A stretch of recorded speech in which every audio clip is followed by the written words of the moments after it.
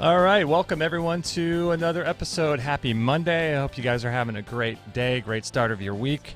This is episode 590 of Extreme Health Radio. So if you want to grab the show notes, we're going to be talking with Brother Sage today about urine therapy. And if you want to grab the show notes or any of the links that were talked about or any of the sponsors or any of that good stuff, you can go to extremehealthradio.com/590. Can you believe we're almost up to 600 shows? My goodness, crazy, crazy, crazy. So this has been a lot of fun, and one of our goals for the radio show is to continually look at new knowledge and look at new information and look at new healing modalities that might be able to help us. So for this particular episode, you're going to have an open mind. It is a health modality that I practice, but I don't really talk about too much. We've done a few shows on urine therapy, and so this is going to be a good show. Let me just tell you some shows coming up. We have, let's see, this is a good one, Veronique Desagnew, and she's a really great doctor who does a lot of work with breast cancer in women, and that was a really, really fun show. So that's coming up. We have a webinar that we did with Dr. John Bergman, is a great friend of our shows. And then we had Karen Urbanic, that's how you say her name, Urbanic. And we did a great show with her about cellular biology, and that was really, really fascinating information and fascinating stuff. But today we have Brother Sage on the show, and he is a cool, cool guy. You know, I've been involved in this since, way long after him, since 2000, actually since 1995, but started sort of professionally in 2003. But I've never heard of him, and I feel like I've been around, and I at least know of most people. But he's the author of a really cool book that we're going to be talking about today called Healing Water from Within. And we always talk about how important it is to realize that healing starts within. You don't go somewhere else for healing. It all starts within yourself. And so we're going to be talking with him about that. And he's done so much. Like, I was just reading on his bio today. He founded the Inspiration House in Mesa, Arizona, the Life Mastery Center in Hawaii, which I wish I was there right now, the Center of Aliveness in Boulder, Colorado, Divine Presence Ministries, is the creator of the Sacred Art of Foot Massages classes. He's just been doing so many things, and I don't know why he escaped our reality, but let's bring him on. Let's open up his audio. How you doing, Brother Sage? Doing very well. I feel fortunate to be here with you today, and thank you for having me on as your guest. Yeah, you're so welcome, man. This was I don't know how we our paths didn't cross or whatever, but you're doing some cool things, and today we're going to be talking about urine therapy. We've done a few shows on it, and but the first question I have for you is, why do you spell it ORIN in your book? If you will look up the teachings of a Aquarian water bearer, which is Andrew Norton Weber, he tells you the difference between urine, which is a medical term, a medical sounding term, which most people have a negative association with that word, with the word Orin, which is related to a mythical god of the sea, which was a god of the water. And it goes deeper into his website. Ah, I see. Okay, so that's why it's spelled ORIN. And how long have you been practicing urine therapy yourself? I started in 1994. I was influenced by two of my mentors. One is Leonard Orr in his book, Youthing, The Secret of Longevity, and Cohen Vanderkroon, who wrote the classic, The Golden Fountain, the entire book on urine therapy. So that's how I started. Yeah, it's fascinating. It seems like it's not a stretch before you start getting into raw food and healing yourself, and you start realizing, man, there's this crazy fringe group of people out there who are drinking their own pee, and then you sort of start to get warmed up to the idea, and you start to research it. And once you start researching it, it's really profound, because talk about the ultimate. How do I want to say this? Talk about the ultimate idea that breaks down your natural inclination to be closed off to things, right? It's pretty crazy that way. Yeah, and the whole idea is self-empowerment and self-mastery through the answers coming from within. Now, water is more than just a metaphor, and you will learn as we discuss this more. Yeah, I find it really interesting too that, like, in today's culture, all of us are sort of conditioned to look to somebody else. Like I was kind of hinting at this at the beginning, where we go to a doctor, right? We go to a doctor to have the doctor heal us, or we go to some external place to make us feel happy, or we even go to like a food or a supplement to help heal what's going on with us. But all the while, we teach in spiritual circles that the answers are within, like the Jedi and all of that kind of Star Wars motif. But this is the ultimate application of that practice of, like, healing really does begin in your own body, doesn't it? Yep, it does begin in the body, but even before it gets in the body, it goes through the mind. If you read books like A Course in Miracles, it'll tell you that all these things that we put inside our body and that we get from a so-called author of our body are mere symbols. And our mind has accepted it as true, so the healing occurs, but it's deeper than that. You have to return to your wholeness as soon as you can, and there are lots of different spiritual practices and methods for achieving that. This is one. Yeah. So, have you found any that are more powerful than urine therapy, that don't involve, obviously urine therapy, but like other practices that have been just as equally as powerful?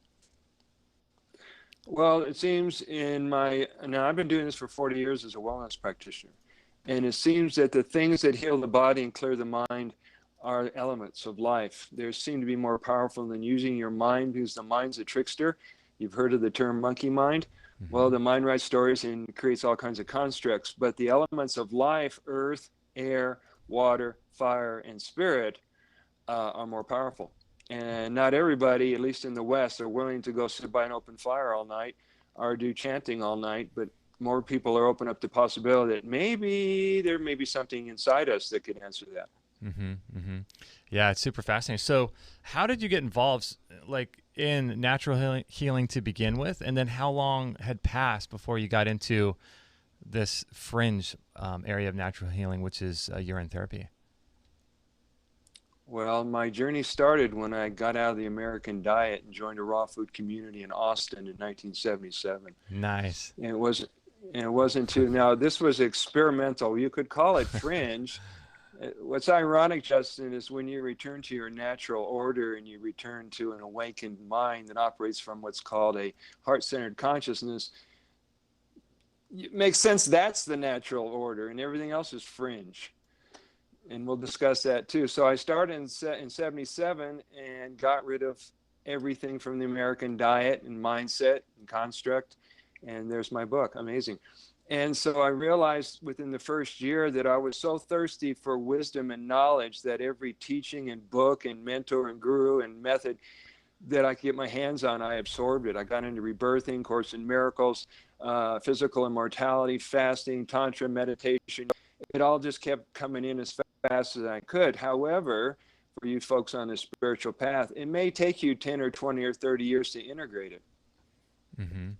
Yeah, it definitely does. It definitely does. And, so in terms of your own healing, like, it's interesting because you got into this space of raw food, and that sort of catapulted you. It opened the doors to further areas of expertise or exploration, I should say.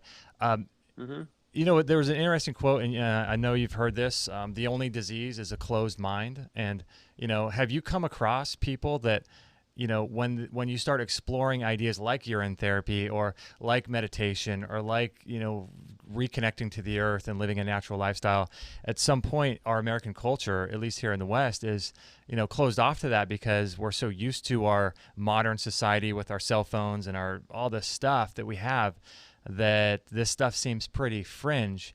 But when someone really opens their mind, says, you know what, or I should say my body's got some sort of issue going on, right? Maybe some excess cells it's trying to deal with. My body's got this going on, and I'm willing to do whatever it takes. That's the kind of person that you want to work with, right? That's exactly the moment that you pray for, when someone's mind is cracked open to a new possibility and an alternative to the way they've been thinking. Well, now I'm at a point after seeing, I've probably worked on 37,000 clients in my career as a massage therapist, wellness practitioner, and so forth. And we're at the point where we relapse the time frame, the paradigm, whatever you want to call it, to get people back to wholeness, being integrated, and being a sane, balanced person again. So with every one of my clients, I ask them, let's get right to it.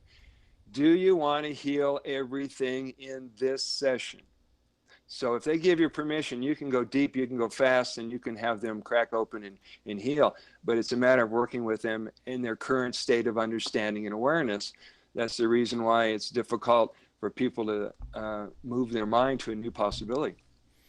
Yeah, and it's also got to be, something with our culture, right? I mean, it's like I think we're so trained to think of things in terms of science and proof and this kind of stuff, when in actuality the world that we live in is so mysterious and so grand and so vast. And after doing almost 600 shows, probably listening and attending 3 times that amount and learning as much as I can, the more we realize the different aspects of the human body, like looking into the microbiome is only less than 10 years old in terms of people really focusing on that area of the body and its connection to the gut.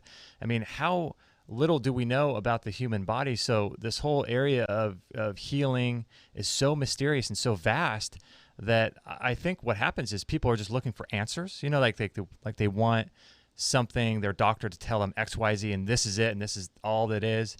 I don't know what, something subconsciously feels good about that, but to live in the mystery is just a whole different thing, isn't it? It is. And I would point out the fact that even though we're discussing something that seems fringe or even taboo and controversial like urine therapy, people are at a point where they are overwhelmed with all kinds of information, and they're relying now more than ever an innate knowingness or a trusting of our feelings in our feeling world, because the feeling world is what's going to bring you to your answers and bring you to your knees and bring you back to yourself again. Mm-hmm. So you'll notice that more and more people who are getting it are the ones that aren't shut down emotionally. Yeah, it's challenging, and it's also an opportunity for people to explore that part of themselves that allows them to feel stuff, right? Allows them to say, you know what, yep. I don't think this doctor, intuitively, I don't think this doctor's right. Whether he's a natural doctor, he or she's a natural doctor, or they're a medical doctor, but getting in touch with what do you really feel is the root cause of this, or what do you really feel is happening in your body? Because no doctor can tell us that, right? Well, doctors aren't trained on nutrition. If you've ever done a little homework, you'll notice that doctors maybe have an hour or two of nutrition, so they never suggest anything nutritionally or a health food store. People have asked, now I'm sure this may come up in a conversation, they say, well, how come one health guru, I probably don't want to name names, but one health guru that everybody's following seems to be saying that urine therapy is awesome, you should get into it, and I highly recommend it, and I use it.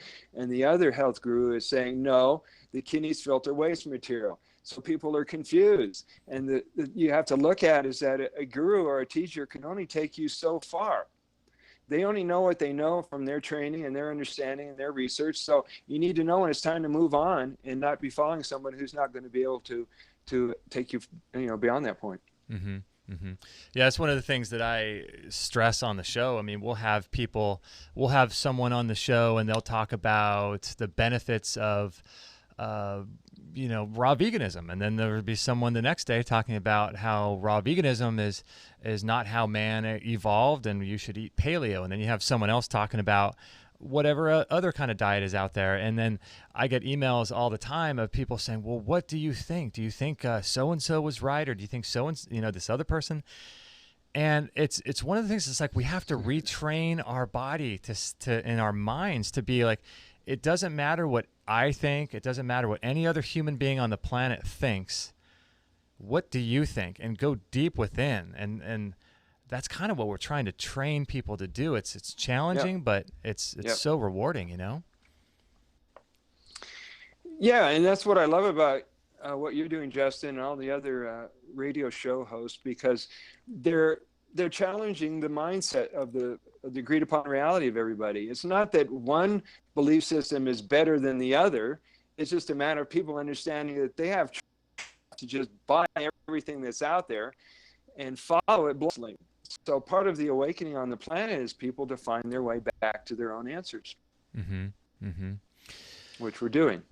Yeah, that's it's so key, because all of the answers are within, and it's one of those things where we say that, but then to me, like, a real easy practical application of that is the ingestion of your own urine, right? It's like that's the physical, sort of one of the physical manifestations of actually believing. It's like the guy who walks across the hot coals. He says he can do it, but then when it comes down to it, he doesn't do it. Well, the physical application of healing starts within. One of the physical applications of that is actually ingesting your own urine. That's what it embodies, right? One of the things it embodies. Exactly. That's one of the things that embody. Now, urine therapy, or by the various names it goes by, Orin Therapy, Shivambu, and this is all in the book, amaroli, amarita, depending on what country, what language, it all eventually goes back to a spiritual understanding. And that conversation happens a lot with what I call the Shivambu devotees, because they've been so involved with it. They're metaphysically trying to recreate the womb in which we thrived and lived off urine in the amniotic fluid for 9 months. But we're doing it slow, incremental changes. People start off with a few drops, and other people are just like every day they've got some kind of application inside or outside.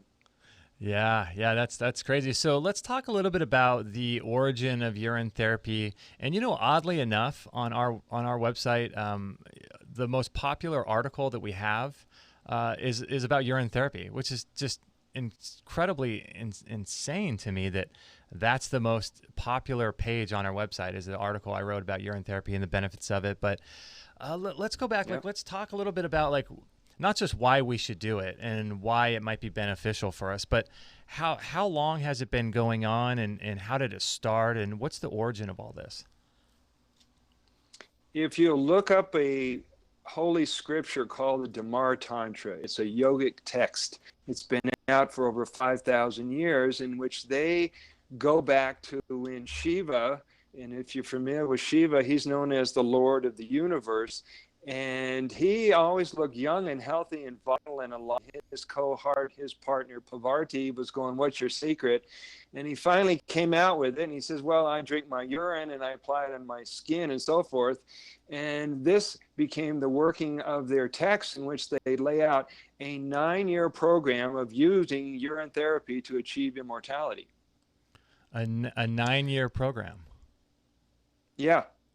They're telling you all the changes that'll occur, which part of the urine to drink, the foods and herbs and nutrients that would go with it. I mean, it's all laid out as a traditional form of teaching.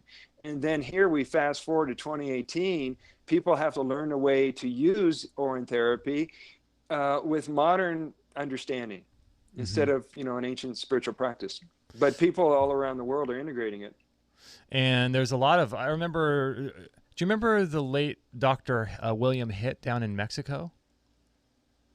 No, what was his involvement? Well, he actually was taking urine, and then he was, I think, synthesizing it, or not. I forget exactly what he was, like, spinning it or doing something, in a centrifuge.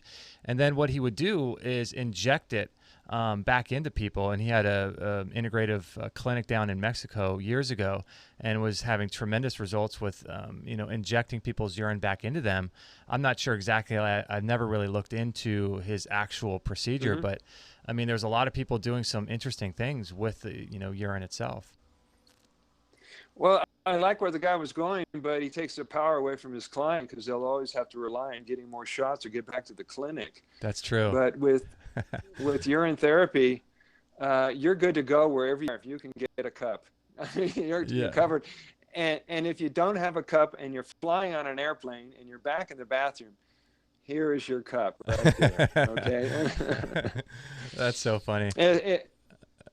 No, go ahead. Oh, I made a comment on Facebook that I feel like a secret agent, because I can go past the inspection over at the airport with my empty 32-ounce cup and end up applying urine while I'm on the flight and keeping myself from being airsick and drinking the bathroom. And nobody on the plane knows what's going on. Oh my goodness, that's so funny. That's so great. So in terms of like urine therapy, it's been practiced for thousands of years, right? And it's been practiced all over the world as well? All over the world. It's been known in Africa and Germany and India and probably places in Holy Lands like Israel and Iran. Uh, and it's kind of like it's been underground in the United States up until the books started in the 90s, started showing up in the United States, like Vander Kroon's book and Martha Christie's book and John Anderson's books. And once it hit the internet in the 2012s, and when I tapped into it, did I realize it was an amazing growing phenomena. Mm-hmm, mm-hmm. Yeah, it's fascinating. It's growing, and I think what it's doing is it's putting power, like you said, back into the hands of the people to do their own healing. And it's one of those things where it's going to be a test to see how it's almost like the universe or life is testing you. If someone is, there's sort of two aspects to this. Someone who wants to overcome a disease or a disease process or health challenge in their body, and someone who, like you were talking about before with the sages, who want to achieve immortality. And so if you're someone on the first side where your body has some health challenge going on, it's almost like a test of the universe where are you willing to do whatever it is you need to do to heal? And this is like a big test for that, it almost seems like. Do you remember a scene in Shank Shaw Redemption movie where Morgan Freeman is talking to the other actor out in the courtyard at the prison, and Morgan turns to the guy and says, "You better get busy living, or you better get busy dying." Well, it's the same thing. There, people are scared. They have tough health challenges, and you offer them a way to freedom. They have to take it, and they have to be as serious as ever, or else their mind's going to stay in lockdown. Mm-hmm. And since I've been talking about the subject with my book, being an author of a book is amazing, Justin, because it opens up doors you never would have imagined. And here I find myself at a local health food store, sitting at their cafeteria talking to one of my clients, and she says, "Oh yeah, I've been drinking pee for 5 years." Well, across is this guy Jeffrey who's listening to us, right? So I go over to this other table where my good friends from India overheard that I had the book, and they, "Young man, we've been drinking our pee and using it since 1983. Whoa. And so I'm noticing, and another friend of mine's been using it since 75, and she's this gorgeous 70-year-old woman. And more people are coming out of what's being called the water closet because it was never a safe time period where people could admit that. So we're outing pee drinkers. I know, it's crazy, right? I mean, what are the chances that you would run across someone in a public place like that? That's just incredible. Yeah, well, you're gonna notice more and more of that. Now, one of the reasons I wrote this book is because all the books on the subject up until 94 was more technical. It had science, it had research, it had testimonials, but it never had the psychological and emotional counterpart for people to explain intellectually to non-pee drinkers, what the hell are you thinking? Why are you drinking your pee? But I can't help but notice you look great and your energy is really high. And so this was missing in all the other books. I'm training people. My book is becoming a training book for people to answer those questions from non-pee drinkers in an intellectual way, and basically to let people know that if they're telling you that urine, I mean, the first thing I ask people is, where'd you get this idea from that urine is a waste product? They have nothing to back it with because it's only a theory they heard second or third party. So more people are understanding it because they got nothing to back their argument with. Wow. So let's get into that a little bit. Why, like, what are all the benefits of urine therapy, and why should people consider it? Okay, first of all, if you had every possible nutrient your body would require, and it was in a microfiltered state of fluid, and you could drink it and address every health challenge, whether it's bacterial, pathogen, cancerous, tumorous, candida, whatever, wouldn't that be of interest to you? Of course. Yeah, definitely. Of course. So what we have is an entire pharmacy that's made by the kidney, which takes the yellow blood plasma away from the red blood cells and the white blood cells to create this incredible water that goes through thousands of a filtration system known as nephrons, Nephron, if you guys are paying attention here. It sounds like it's from another planet. It's a nephron, and we have nephilians. But what it does is this is incredible innate intelligence of the body that knows when you need which proportions of what nutrients, and gives you a little knock on the bladder, says, hey, it's time for your medicine. So the obvious question is, why are we peeing all this stuff out? That's the next logical question I'm sure people are thinking. Well, first of all, I don't see you on the screen. It looks like it's just the two of me talking. Oh, that's great, okay. because I'm a Gemini, but thank you. Okay, you have to understand that when people make statements, you have to find out what was their real intention behind the statement, or what's the question. Right. If you're coming from a mindset that says you're peeing away waste material, then you'll only associate it and see it as a waste product. You'll probably still wash your hands after you pee, and you do the things and all the rituals that come with urinating. However, when your mind moves to an understanding that what you're throwing in the toilet is holy water, and this is sacred water from within, you treat it totally different. Yeah, fascinating. So if it's so beneficial, I mean, I do it every day. I do a small amount. I'll talk with you later about that. But if it's so beneficial, Please. it has all of these incredible benefits, for the body. Why would the body eliminate those, or allow those to be sort of exit the body without us understanding and reusing it? Like, why would that process be there, do you think? Well, first of all, that's an assumption based on another paradigm and understanding that it's a waste material. If you do some anatomical research, you'll find out the organs of elimination are the intestines, the liver, the skin, and the lymph system. The kidneys are not in that group, but somehow we've put them in there, and that's why people still have the belief that it's a waste material. No, I totally understand that.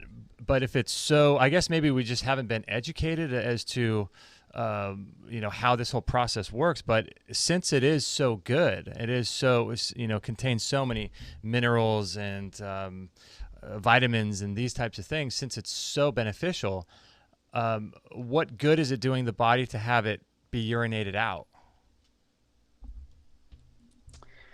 Well, you throw it away.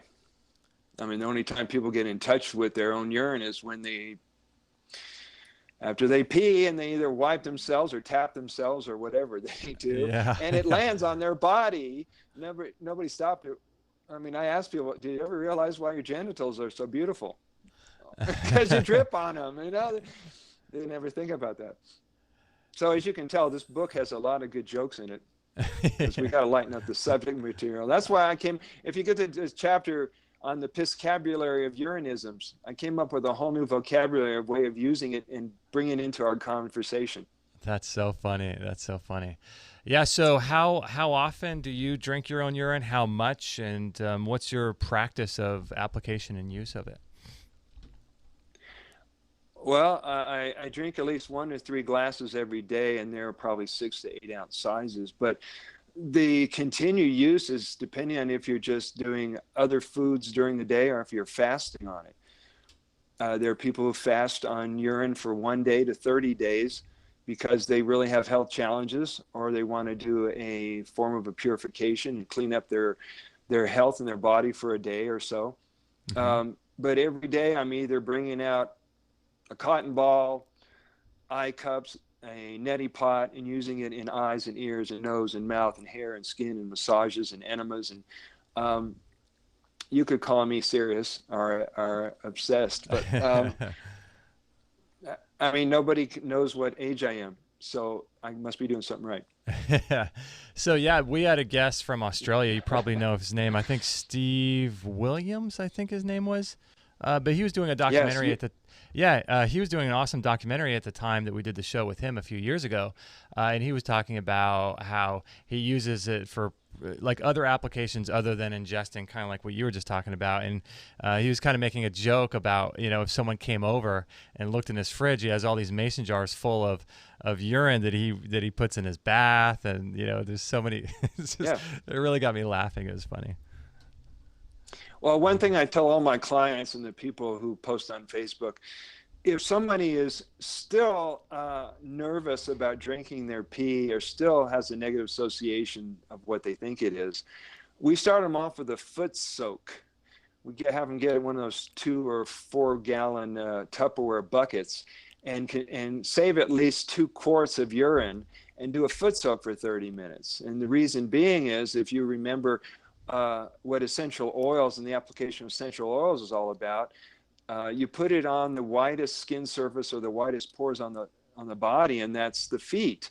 So it's the same theory that when you soak your feet in urine for 30 minutes, you get all the good benefits that come inside your feet and into your blood, and it's delivered throughout your body without you drinking it.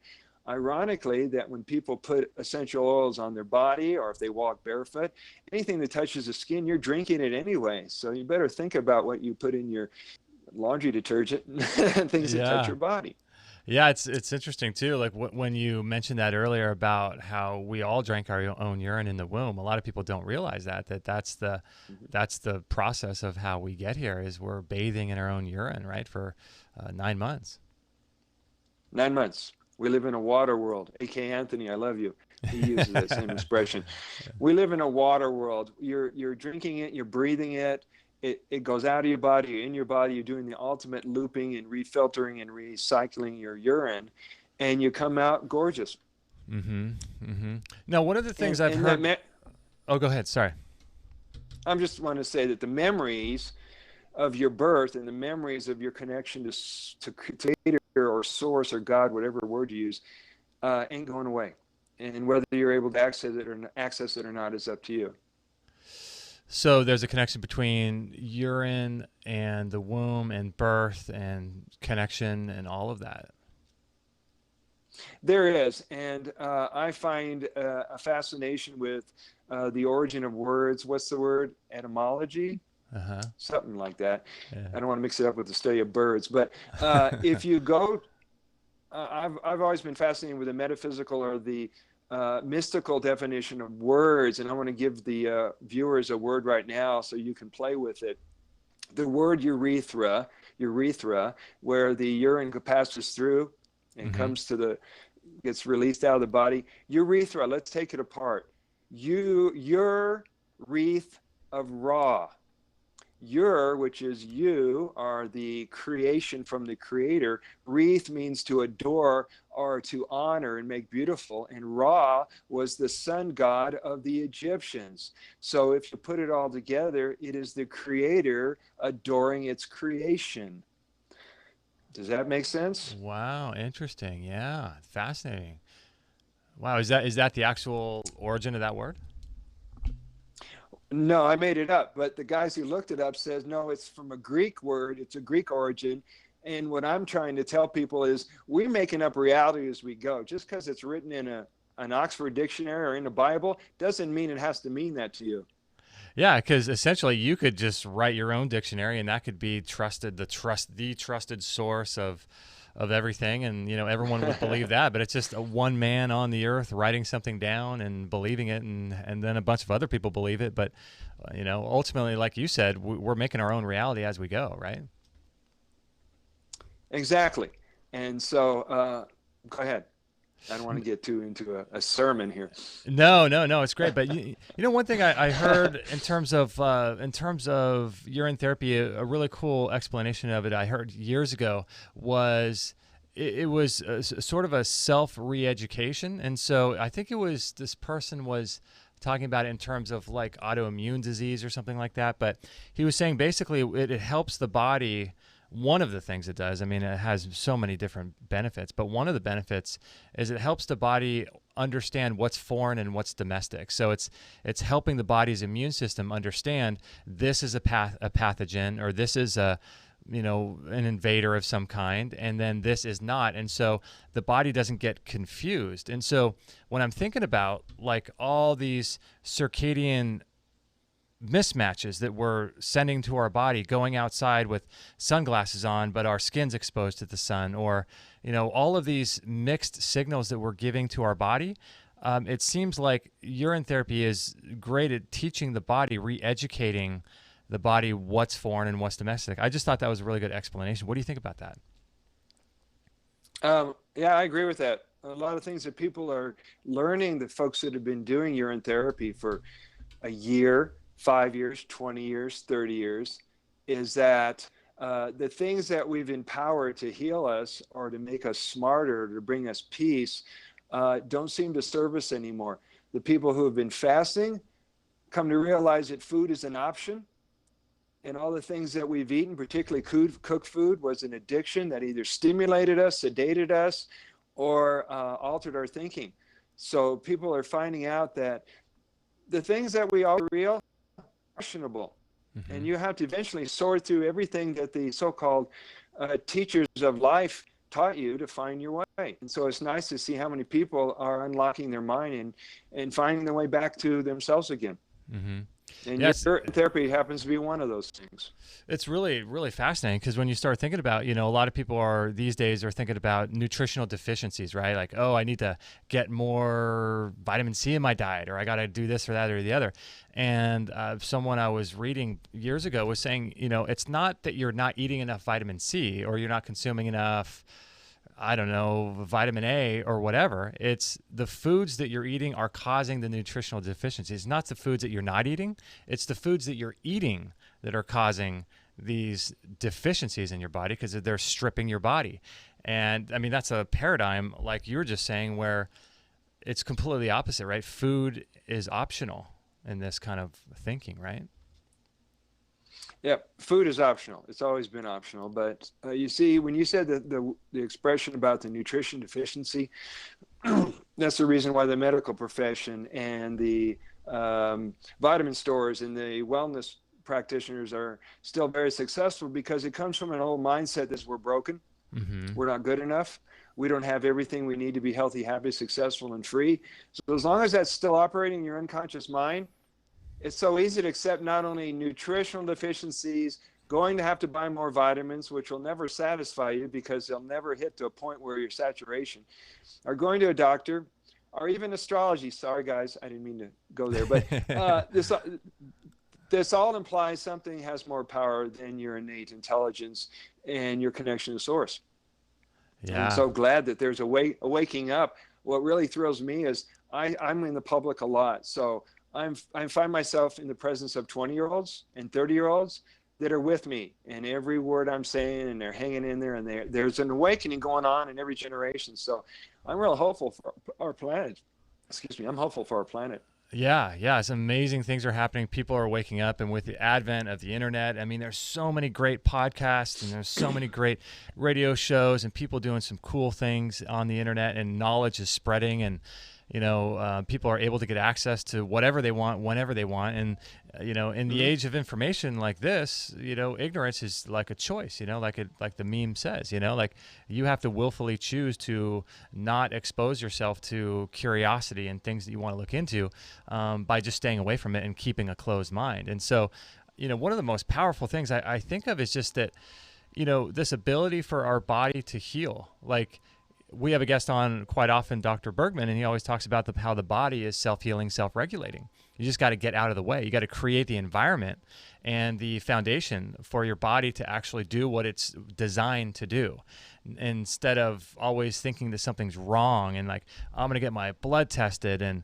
it shows I'm low in this, vitamin, or that vitamin or whatever. And so it's a completely different mindset of going within and realizing like the healing is there. Like, how easy is it to just, I mean, it's not easy because people are conditioned to eat, and so am I. I'm no different, but to just not eat anything. I mean, how is that the healing? It's just crazy, right? Yeah, and what I'd like to point out, Justin, I've been doing this work for 40 years, and back in the day, we were called holistic health practitioners. Do you remember that expression? I do, yeah. So we have to address the 4 pillars of health to achieve the perfect balance, and that's mental, emotional, physical, and spiritual. If people are just going after it because they think it's their food or it's their body, yet, but they have more trauma and stories and drama going on in their life, they're going to create disease because what's eating them, not what they're eating. So we have to look at how everything affects everything, how everything's connected to everything, and then you can be whole again. And it's not just one thing fixes everything. Mm-hmm. Does that make sense? Are you finding that a lot of your clients that you work with are open to this idea? I guess they probably would be, because they already know the kind of work that you do, right? So you probably attract people that are pretty open, right? Yeah. And I'm constantly surprised that when they come into my office or they lay down on a massage table, they speak the same language. I didn't have to move my attention or rephrase everything, because people wouldn't be, same with you. People wouldn't be attracted to you if they didn't resonate with your consciousness and your heart. So what kinds of applications? I'm sure there's lots of different ways that people are using urine. Kind of, we touched a little bit, but are there any like interesting ways that you're seeing that you're hearing about people using, or you've experienced yourself, other than obviously just topically and drinking it? Are there any other applications that you're seeing that are like kind of making you think, wow, that's interesting, I wonder if there's something to that? Or well, in my book, I pretty much touched on every possible application, including the injections, including enemas, including ear washing. And the new one that's come out about 3 years ago was Samuel Cohen and his guru out there I think he's in India right now, or he was in Israel. And he wrote an article that's in the book. It's called Drinking Urine Through the Nose. And what's so fascinating, I mean, if you've ever sniffed it, and I recommend at least sniffing it, what it does is it hits up in the sinuses where it's often dehydrated in most people, and it stings or it's difficult for a while. But what happens is this is the blood-brain barrier, and people have been using it to decalcify the pineal gland, the master gland, the third eye. And so wouldn't it be great to be able to use your water to wake? Oh, that'd be just absolutely amazing, right? I mean, that would be absolutely amazing. And so, like, one of the things I was just thinking about as you were talking was, have you heard about people nebulizing it, putting it into a nebulizer and breathing the fine particles of that into their lungs? There is, and the only concern that some people have is if it's been heated. I mean, if it turns into a highly distilled little particle, a nebulizer is supposed to do, and it doesn't break it apart, yeah, no problem. It's the same with essential oils. I don't know how sensitive the urine would be with a nebulizer. Mm-hmm. I'd have to do some research. Yeah, I have one of those little Omron nebulizers that's battery operated, and it takes 2 AA batteries. So what's cool about it is that you can use it on a plane. And it doesn't make a lot of noise. You don't have to plug it in and that kind of thing. And I know it doesn't heat it up. So I wonder if like during a cold and flu season that they tell us that there is, but if someone's coming down with something like that, I wonder if that would be helpful. I'm sure it would be. Seems like it would be. Well, okay, you're going to touch some nerves in some people here, Justin. One of the things that I made up in the book, now there are parts of it that are fictitious, and people who know my sense of humor will have to look for it. One of the things I presented was a novelty item called a Piss-a-Mister, and it's a 3-ounce spray bottle. And you would use this if you were needing to purify the air or to take out the floating pathogens in the air. And it sounded like a great idea. So I went a little farther. I said, wouldn't this be great if you're flying on an airplane, or you're on a bus in public transportation, and that lady with the terrible perfume is sitting right in front of you? If you could just spray it around and spray it on the seat where people put their head. But then other people are going, wait a minute, you're talking about putting urine in the air, and won't that smell afterwards? I said, come on, lighten up. Oh my gosh, that's so funny. Yeah. So you don't know if it's going to leave urine smell or what that's going to do, but if you know it's just a purified, ultra-filtered water, it really ultimately doesn't matter. You laugh at the things that used to disturb you, like, oh my goodness, when I'm doing a foot bath, sometimes some of the urine spills on the floor in the bathroom, and I don't think anything about it. And go, oh, it blessed the floor. Well, I'll Yeah. wipe it up. That's such a different way of looking at it, right? Instead of it being this horrible thing that's leaving your body that's full of waste and toxic Oh yeah. materials and things, it becomes a completely different. I wanted to ask you, we're going to take a couple of questions here from YouTube in just a second. I just told everyone Okay. if they want to ask a question to put it in all caps so that I can see it on YouTube. And we're also on Facebook too. So I'll do my best to answer or to ask a couple questions from there. But I wanted to ask you before that, just to give people a little bit of time to type their question out. Is there an issue with drinking your urine? Let's say you've been a little bit dehydrated and it's really yellow, because a lot of people have asked that over the years. And so some people will say, well, when you're first starting out, you want to make sure, just make sure so that you ease into it, it's more clear and that kind of thing. And then later on, as you get more used to it, you can drink the more yellow urine. What are your thoughts about that? Okay, that borderlines on the question of gender-specific urine drinking, whether you should drink urine just of your same gender or from opposing gender, opposite sex. Uh-huh. Some people want to wait until the urine is clearer, but they're going to have to give up meat and processed foods and drugs and the things that show up in the urine. But when you're sick, urine is urine. Shivambu has the power and the ability to do the transforming and healing. Get it back in you, your body will start to buy. You'll notice the color and the taste and this will all change. Now, the other question, did you get that part? Sorry, you cut out a little bit. I didn't quite catch that last little bit you said. Okay, I'm going to answer two things at once. This is what a Gemini would do.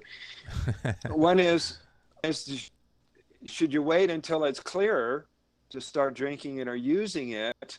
And my answer is no. Start immediately so your body goes into purifying mode and it starts cleaning itself up and it starts getting clearer, sweeter smelling, better tasting each time you drink it and recycle it. The other thing, did you hear that? I Did you hear did. that Yeah. part? Interesting. Okay. Okay, now the other statement people ask, other question they ask is it true you should only drink A, your own urine, B, gender specific urine from a man, if you're a man, urine from a woman, if you're a woman? And I say, if it's a 911 situation, you just got stung by a jellyfish and you can't urinate, your girlfriend would be more than happy to pee on you. It's not gender specific, it's Shivambu, my friends. And the same thing is, I mean, any way you look at it, it's going to do the work. A good friend of mine, you might have heard him on some of my calls, is Bunmi out there in Nigeria, Africa. He remembers being 5 years old and being so sick, and his mom would give him her urine to drink, and he recovered. And now 20, 30 years later, he is so grateful that he remembered that. Wow, fascinating. Okay, so it is okay to drink your urine if it's dark yellow, and I guess it does really give you a good education. If it's very off-putting, it does show you what your diet is like, right? And it does kind of educate you that maybe we need to clean up our diet a little bit, just as at the base level. Well, when you're sick, you're going to bite the bullet and drink it no matter what your mind tells you. So yes. That's funny. Okay, let me see if I can get a couple questions here from YouTube. Let's see. I'm just kind of scrolling through. Thanks, guys, on YouTube and Facebook for putting them in all caps. That way I can see, which one is questioned. So here's one from Business, I think it is. Should we drink it if the diet... Okay, so we kind of talked about this. Should we drink it if the diet is not ideal and urine is acidic? Yeah, I answered that question. And if your diet is not as healthy, you may want to look at what you're calling food and what you're choosing. Because what I teach, I guess since I've been doing raw foods for 40 years, that as soon as you can get to raw foods and fruit, the sooner your body will be its healthiest. Our ultimate goal is to reclaim your terrain, your biological terrain in your gut, as well as the terrain in your thinking. Mm-hmm, mm-hmm. So the sooner the better. Yeah. Okay. Cool. And so Tom wants to know from YouTube. He says, "What's the longest time someone has been on urine?" Tom's been doing it for 3 years. I've been doing it for I don't know 3 or 4 years myself. And I'll share a little bit about how I do it, and maybe I can get your thoughts on it, Sage. But Tom wants to know, like, what's the longest time someone has been on urine therapy that you know about? Uh, Dr. Shivambu, who wrote the dedication of the book, 40 years. Dira does 35 years. You've got Rosalind, Dr. Rosalind, who's been doing this years old. Sorry, say that again because you've been kind of cutting up. So I didn't catch all of that. Say all that again if you can, because I'd like to know who these people are too. That's interesting. One of the well-respected urine therapists out of India, Dr. Rajshak Malhotra, him and his wife, like 40 years. Wow. You have Dira and Vijay Gupta. Interesting enough, he was a professor from 35. I've been at it since 1983. I've been at it since 1994. Dr. Ross, tell me I got the date right, since she was 6 years old. And there are people with longer times, but I haven't done that much homework on it. Wow, fascinating stuff. Yeah, I mean that's quite a long time for someone to be doing it. And if it's so bad, I think one of the things, the reason why not just people are adverse to it, but I think the reason why so many people are out there in the media that are talking about it is because it ultimately, what it does is, whether it's healthy or not, and I believe it's healthy, but just being completely objective about it, whether it's healthy or not, if I'm talking to someone who doesn't think that it's good, what it does is it gives power back to the hands of the people. So it is basically, if people are able to heal with urine therapy and fasting and cleaning their diet and changing their life and changing their whole spiritual mindset and all of these multi-layered approaches of healing, if people are able to put all this stuff together and heal, I mean, what does that do to pharmaceutical companies? What does that do to the medical industry, who wants to make a lot of money off of selling you drugs and pharmaceutical medications and things like this that only damage the liver and make them a profit in the meantime? So, I mean, it's powerful stuff, because last I checked, I don't know if you've checked recently, but the average amount of money that a cancer patient is worth to the pharmaceutical industry after 3 years of chemotherapy is almost like $1 million. And so you figure, with 21,000 people every single day being diagnosed with some kind of disease like cancer, that's a lot of money that people can be making from this disease. And so by doing something that allows your body to heal, I mean, that's powerful stuff. It's a game changer indeed, because let's take that back.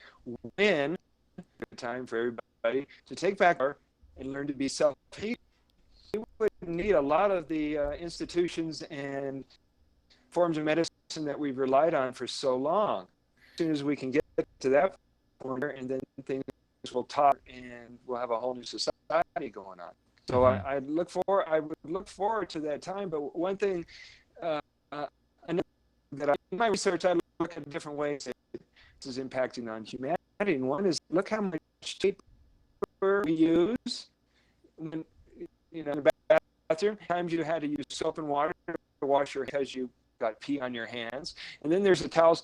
This whole our infrastructure is being used up and costs us a lot of money because we're trying to be sanitary in the bathroom.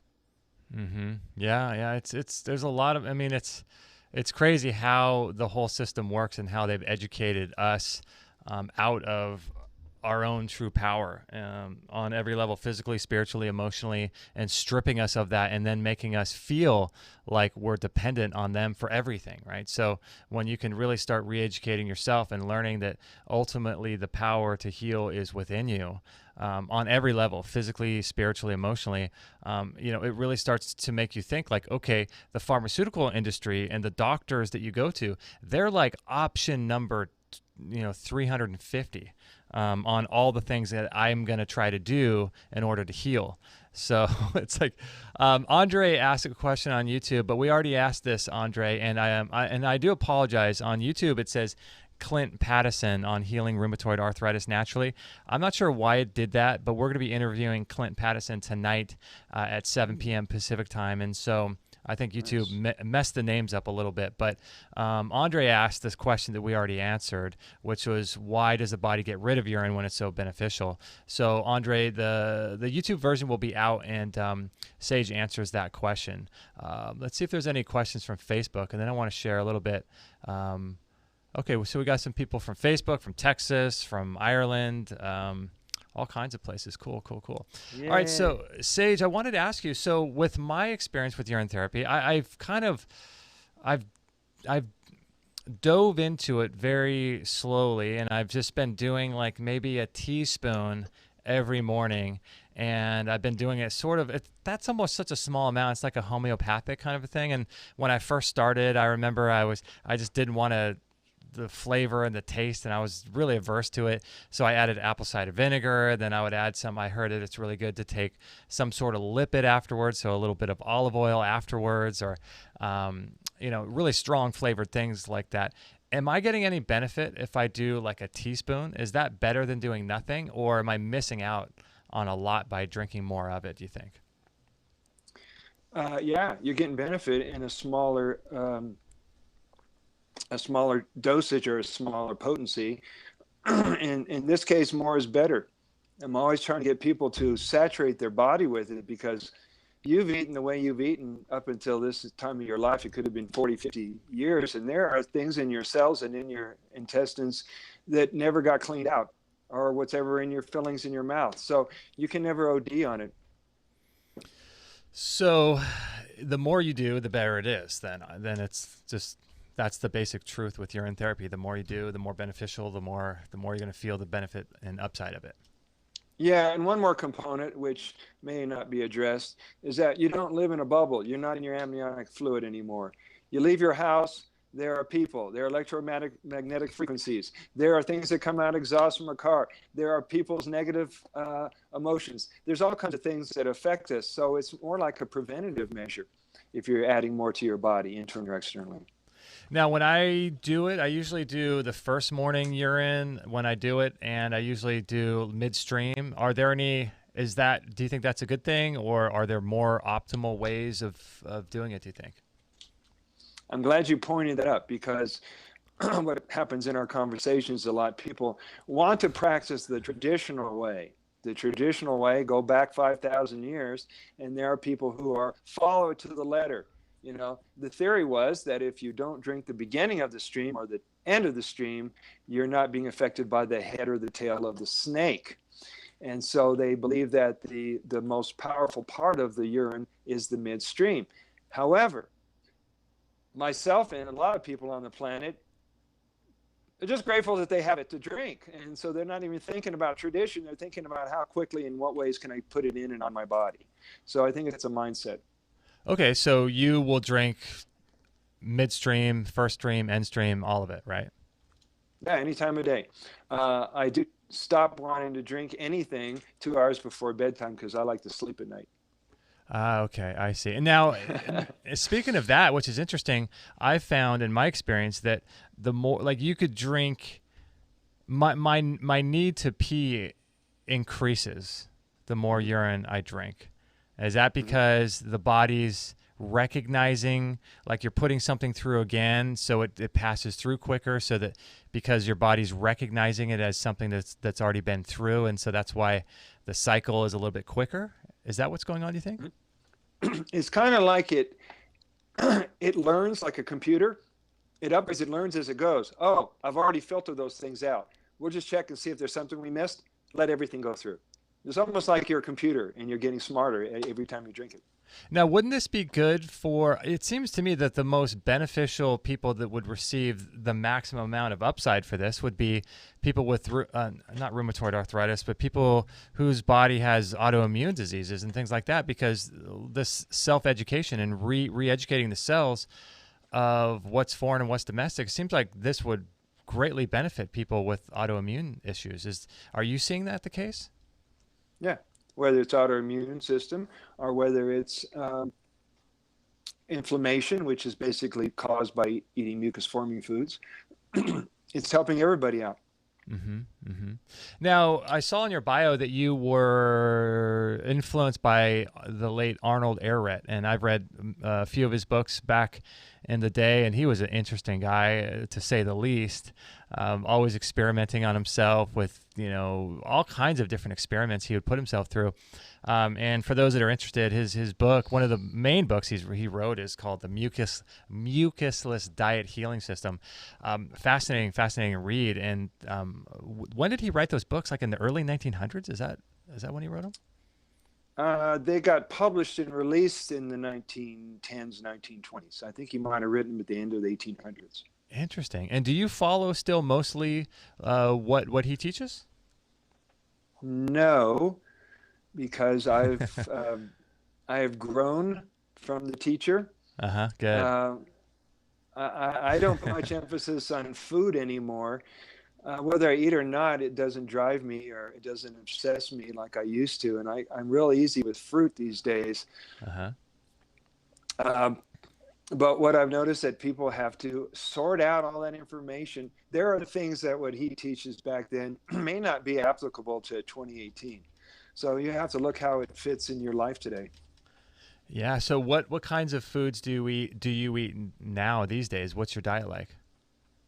Papayas, mangoes, oranges, grapes, prunes, plums was at the market. I just did a 4-day juice and fruit fast at the hot springs.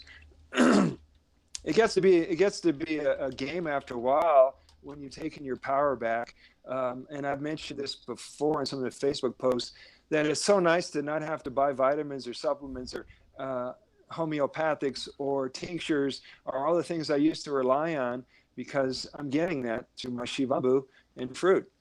I'm so filled with life right now, and I have enough friends, enough people that we exchange appreciation and love. I'm living on love juice. I'm not even worried about the food aspect right now.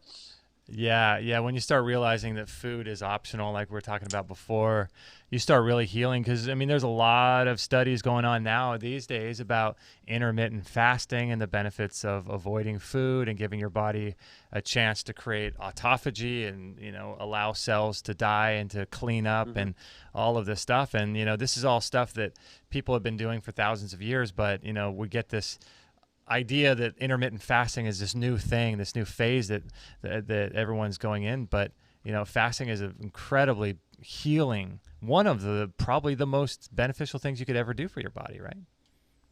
I totally agree. And I've been doing fasting the same length of time I've been doing everything else. And basically, it's a break from food. It's a break from creating any kind of obstruction in the body, and you're giving your body the greatest opportunity ever for it to do its job and bring you back to health and sanity again. The whole food thing, and this has been a lot of my work as well, is to liberate us from food rules and food dogma and food obsessions. When you can step away from food and choose according to your intuition or your guidance or your desires. One thing you'll notice, that if you put food in front of kids, they're going to choose fruit every time. They'll choose that over cooked food. Oh, I see. Yeah. It's fascinating, isn't it? I mean, like, when food is optional, man, when you can start really regulating your body's blood sugar and start to really not be so dependent on food. But a long time ago, I would wake up just ravenous, when I first got involved in all this natural healing stuff, because my blood sugars were all out of whack. And now I'm, I do intermittent fasting. And so I'll do, 18, 20 hours of fasting every day, and I'll just eat for a few hours. And then, gosh, what a incredible thing that is, I think. One of the blessings of the nutrients in Shivambu includes melatonin, DHEA, oxytocin, and all kinds of nutrients, B vitamins, that are known for calming the nervous system and the adrenal glands, and everything else that gets you on high alert. And when you're a calm, balanced, emotional person, you experience the world totally different. That's so true. So one of the benefits of healing with Shivambu is you get your happiness back. Yeah, fascinating. So someone on YouTube, let me go over to their question because I thought it was interesting. We already kind of talked about it, but it triggered something in my mind.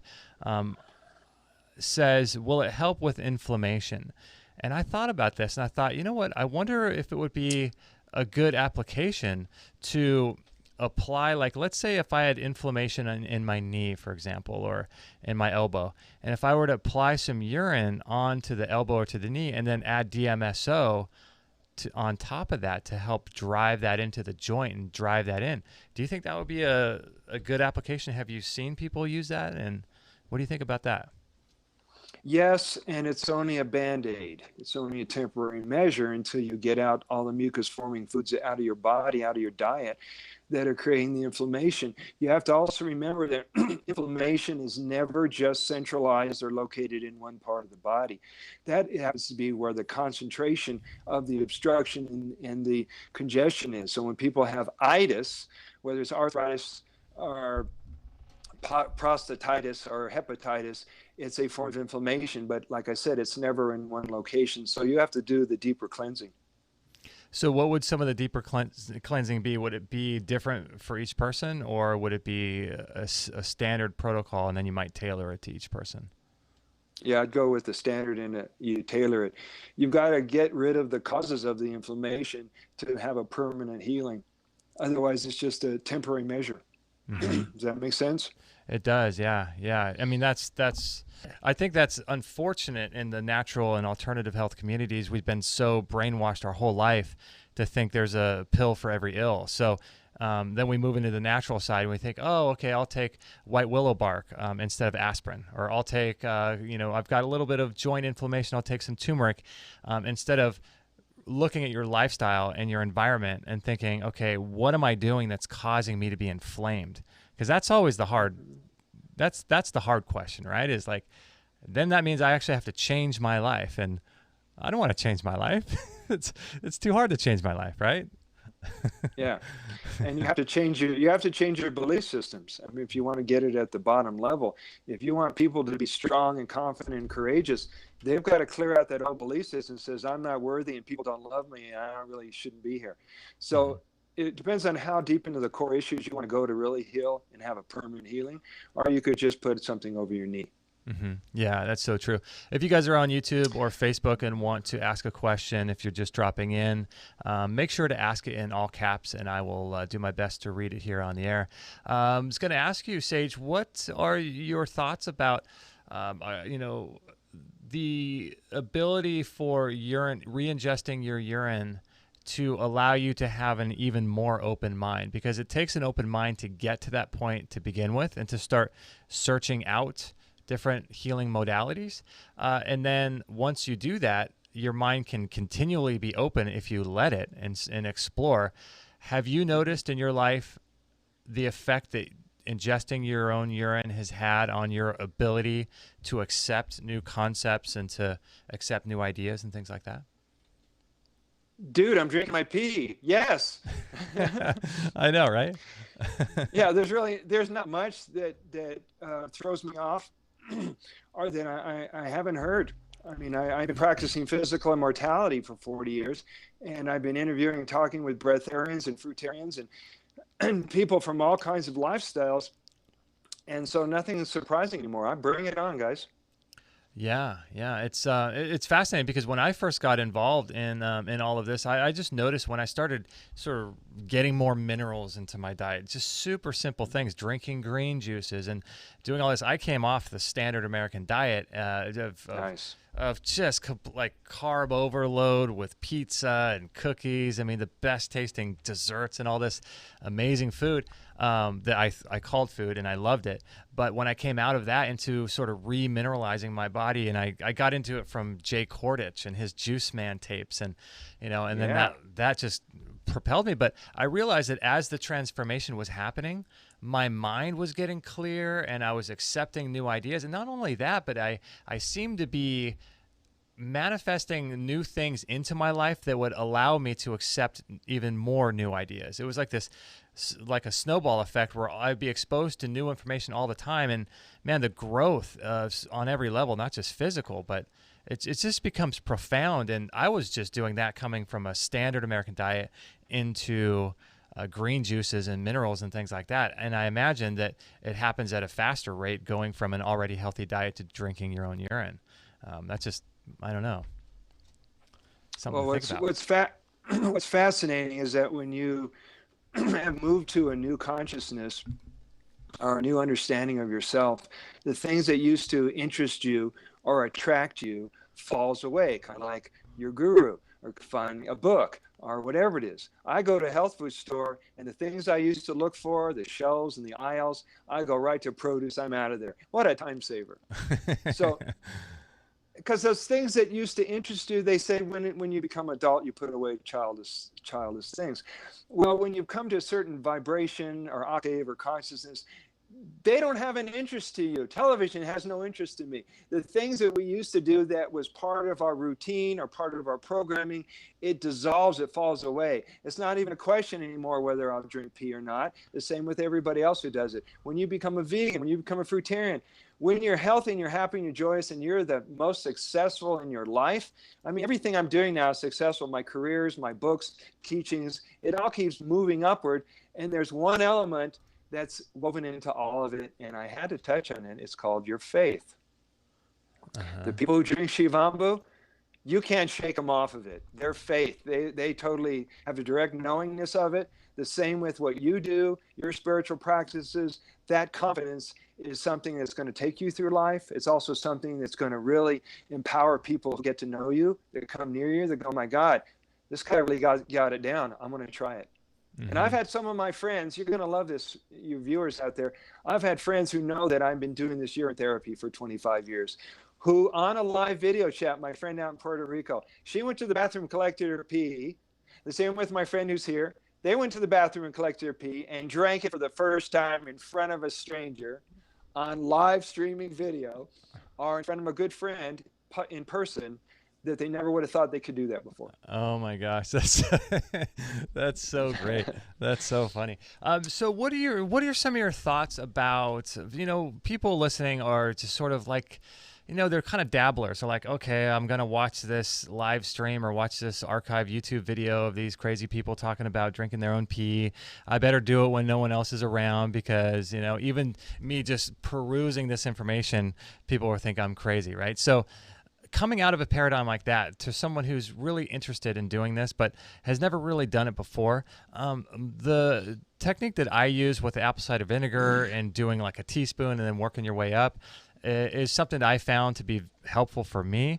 But what are some ideas you might have for people that want to do this but are sort of scared of the flavor, the smell, the taste? Are there any tips that you have for like integrating someone in slowly who wants to do it but is afraid of those, flavor, taste kind of things?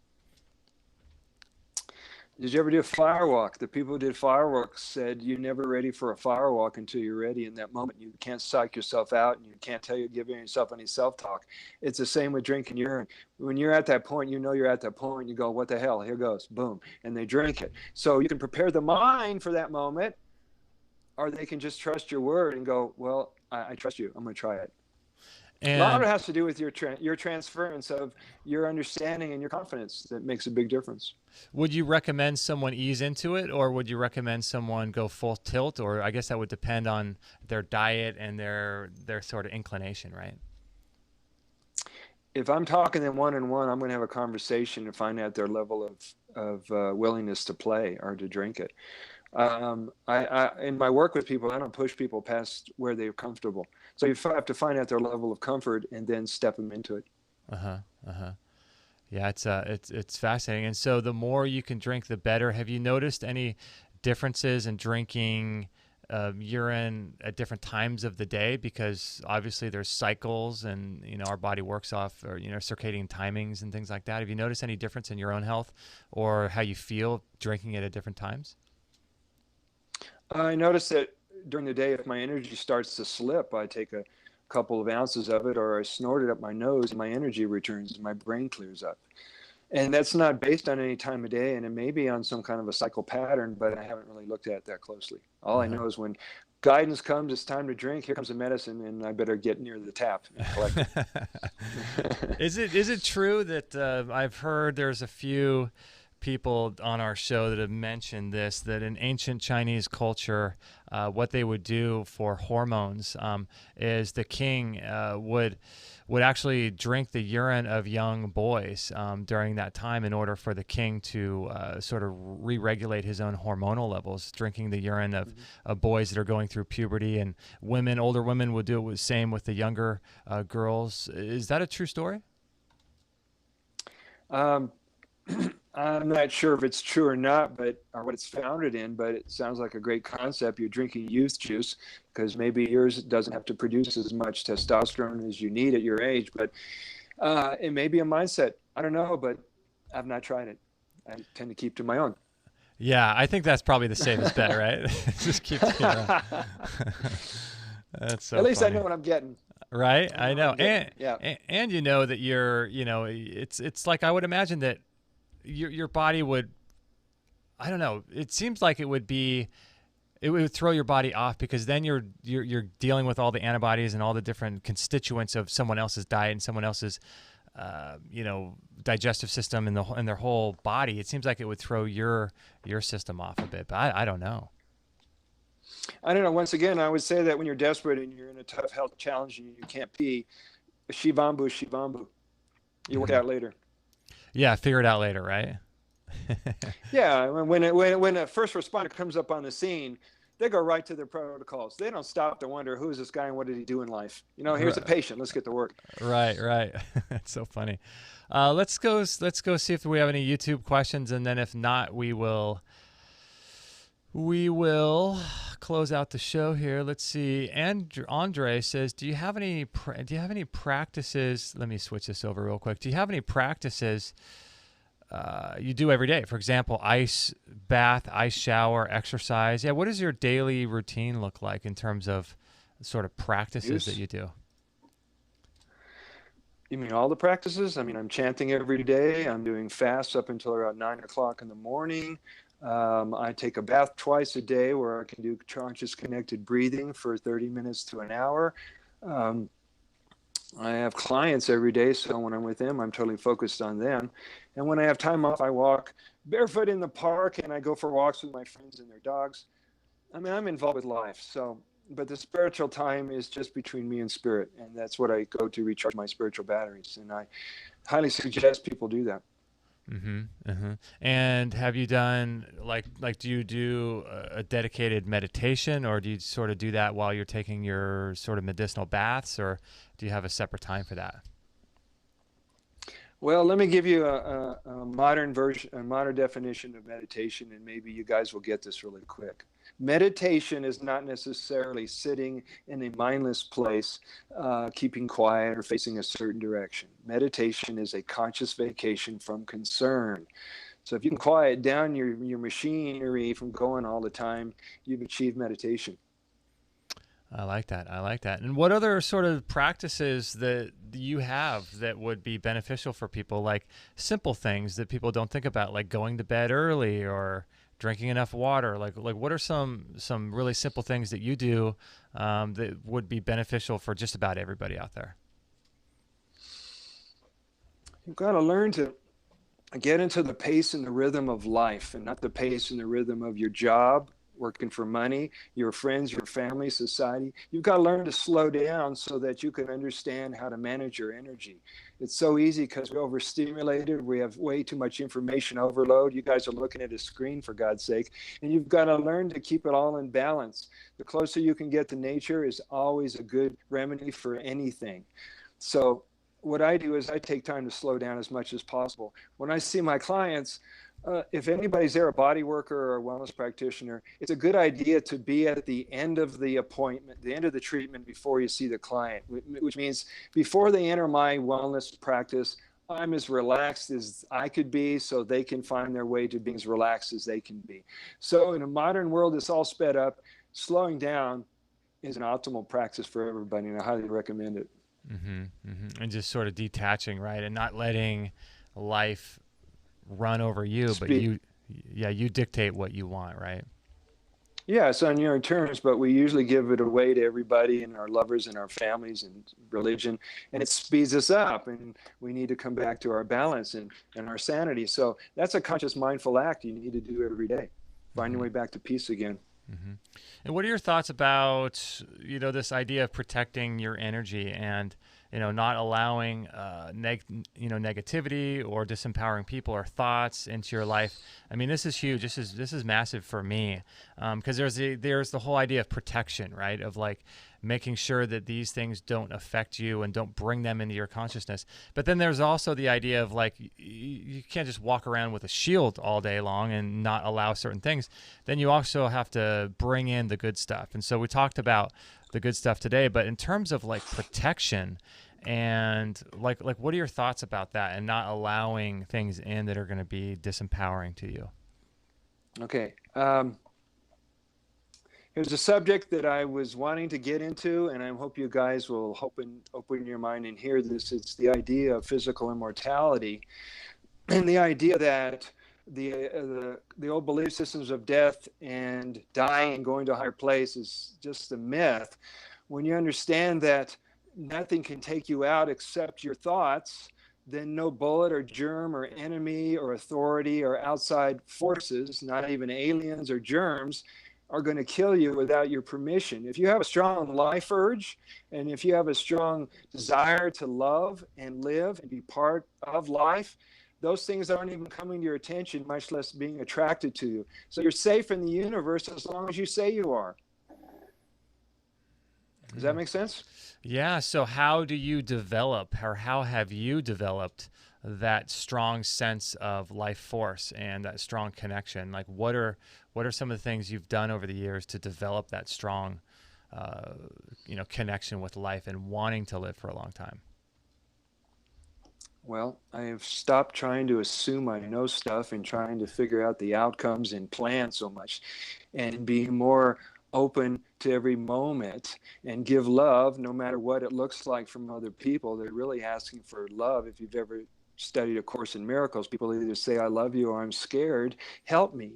And so I do my best to stay in a heart-centered consciousness and to look for the presence of love in everyone, including Justin on this call, that everybody deserves to be just as treated as kindly as yourself.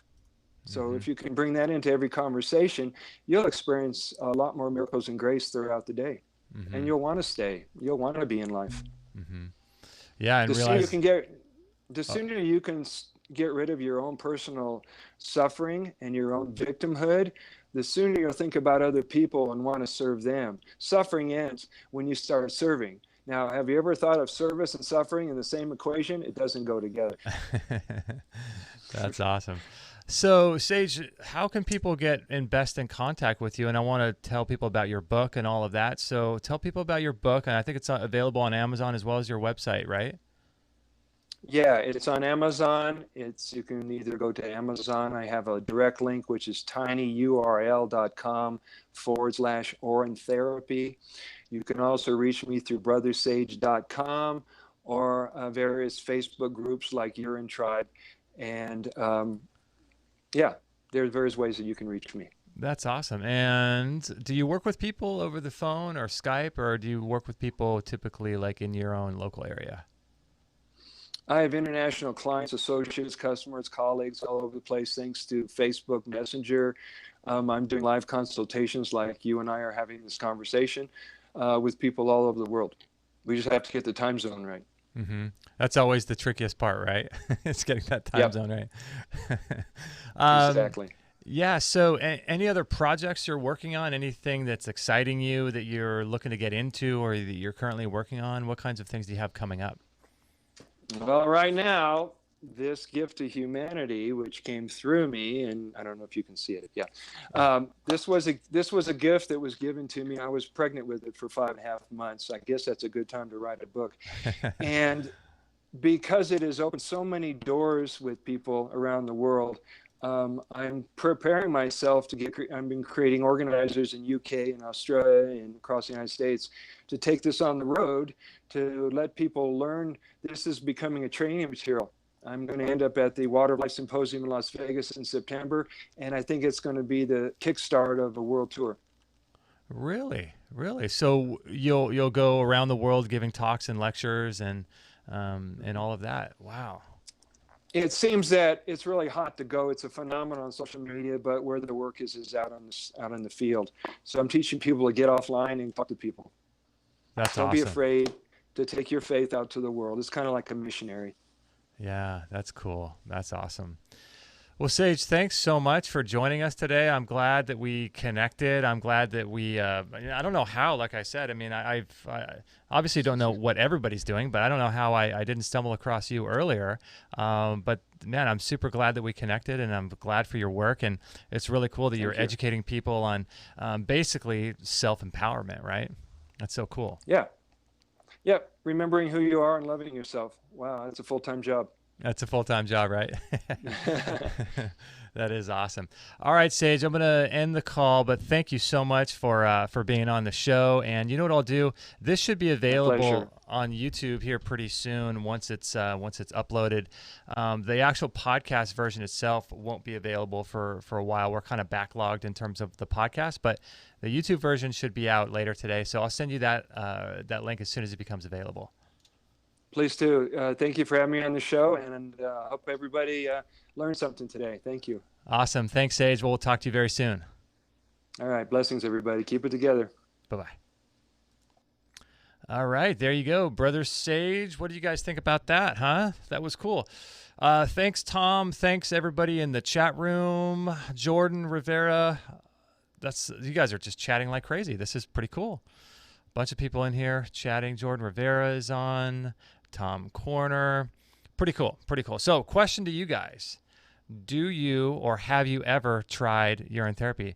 And if you're in the chat room, I'd love to know if you've tried it, what you think, and did it help, and what your thoughts are about all of this stuff. So very, very curious. Thanks, guys, for joining us on today's show. We're doing our shows live now. If you guys are unfamiliar, if you haven't heard the podcast in a while, we're doing the shows live. So every Monday morning at 9 a.m. Pacific time, as well as 10:45 a.m. Pacific time is when we're going to be doing our shows.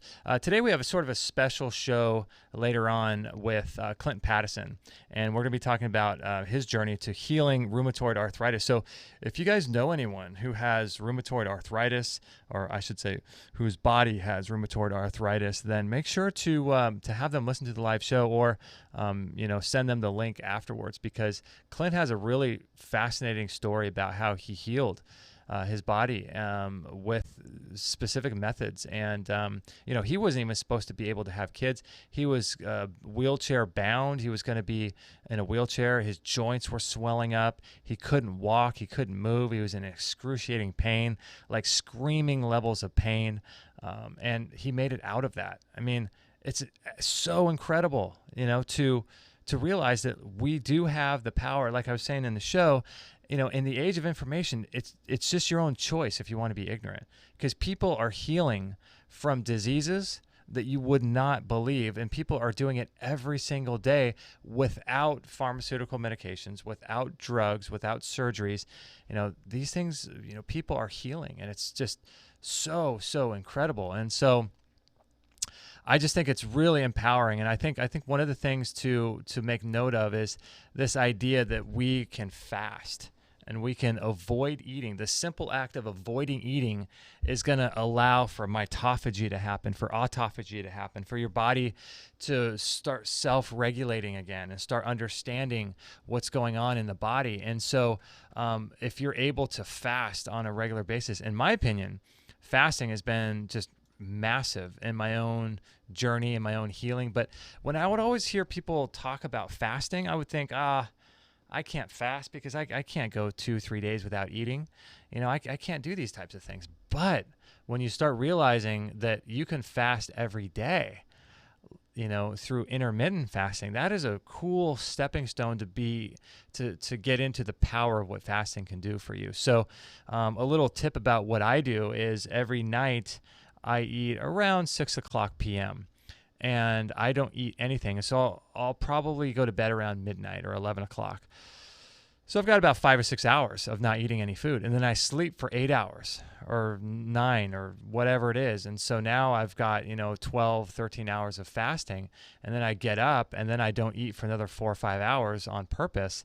And the power of allowing your body 18 to 20 hours of fasting time per day is so beneficial. And it's something that I invite you, if you look at people and you look at their blood tests before and after fasting, you'd be so shocked to see that your blood starts to clear up, your white blood cells start to re-engage and start to become stronger, you start to build your immune system, you start to have more energy, and you don't have to go 2-3 days without fasting. But if you really want the benefits of fasting, the real benefits start happening after 3 days. But for those of you that are just interested in sort of getting into this, fasting through intermittent fasting might be something for you guys to consider.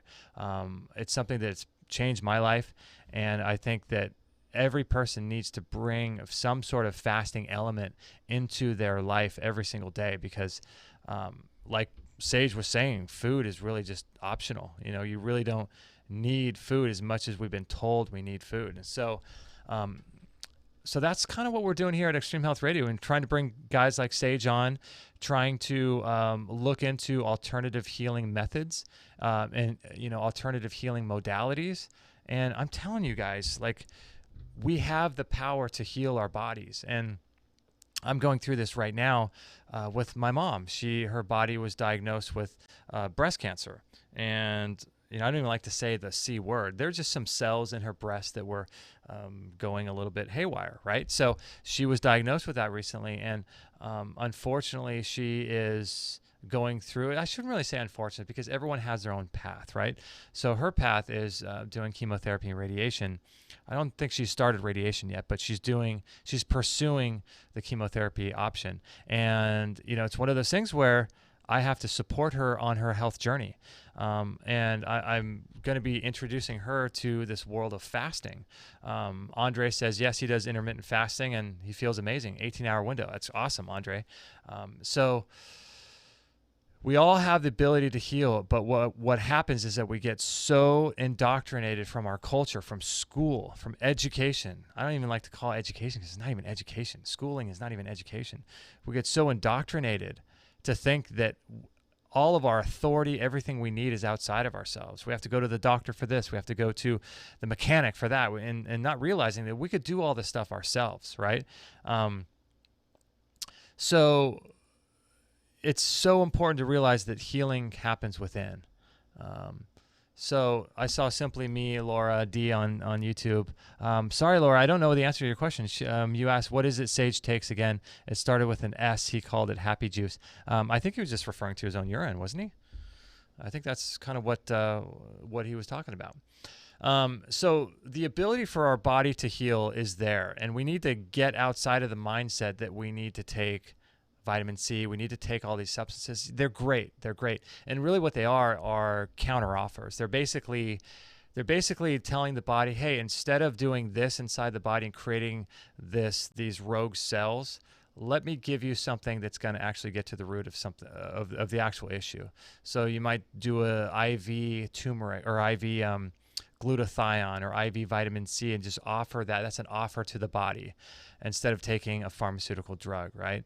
But realizing optimally that by avoiding food and avoiding negativity and avoiding and fasting and re-ingesting your own urine. I mean, this is like, if everybody did this, can you imagine what this would do to the pharmaceutical industry? I mean, this is billions and billions of dollars that they are making from 1 out of every 2 people being on some sort of pharmaceutical medication. And now I just read an article today that they're going to start going after adults with vaccines. So that's the next step of thinking that we're not good enough, that our bodies aren't healthy enough. And it's the great deception. It's the great lie. And so reconnect with that part of yourself if you can, to understand that you are your healer. And ultimately, real healing comes from you and from God and from connection to you, to the earth, to God, to others. That's where real healing comes from. And, drinking your own urine it's such a crazy way to apply that philosophy of I can heal, and this is part of my path, and I can do it, and I don't have to think of myself as broken. So, and it's a challenging thing to overcome. It's really, really challenging because we've been so brainwashed most of our lives through media, through commercials, and through the education system. So, breaking free of that self-limiting mindset is a spiritual practice in and of itself, of stopping your exposure to negativity, to people who are telling you this, that, and the other, and people who are saying, "Oh, I've got cancer, I've got rheumatoid arthritis, or my RA," and they start using this disempowering language, and start realizing that we have ultimate control. Dr. Cruz says we can't heal in the same environment that we got sick in. So your body, when it's developing some sort of wake-up call that we call a disease, when it's actually, according to Recall Healing, it's actually the healing process. That's your body's way of healing. But we call it the disease. The actual disease is living in this environment. And like Dr. Cruz was saying, we can't heal in the same environment that we got sick in.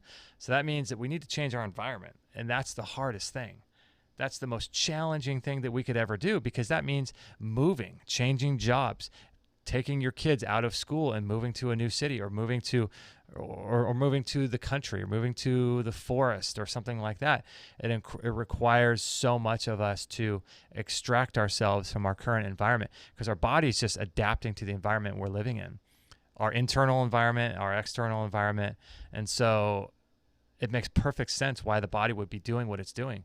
It's easier to try to shrink a tumor or to take vitamin C than it is to take your kids out of school and move across state to somewhere that has low EMF or has higher quantum yield and more sunshine. It's easier to just put the patches on the wound than it is to actually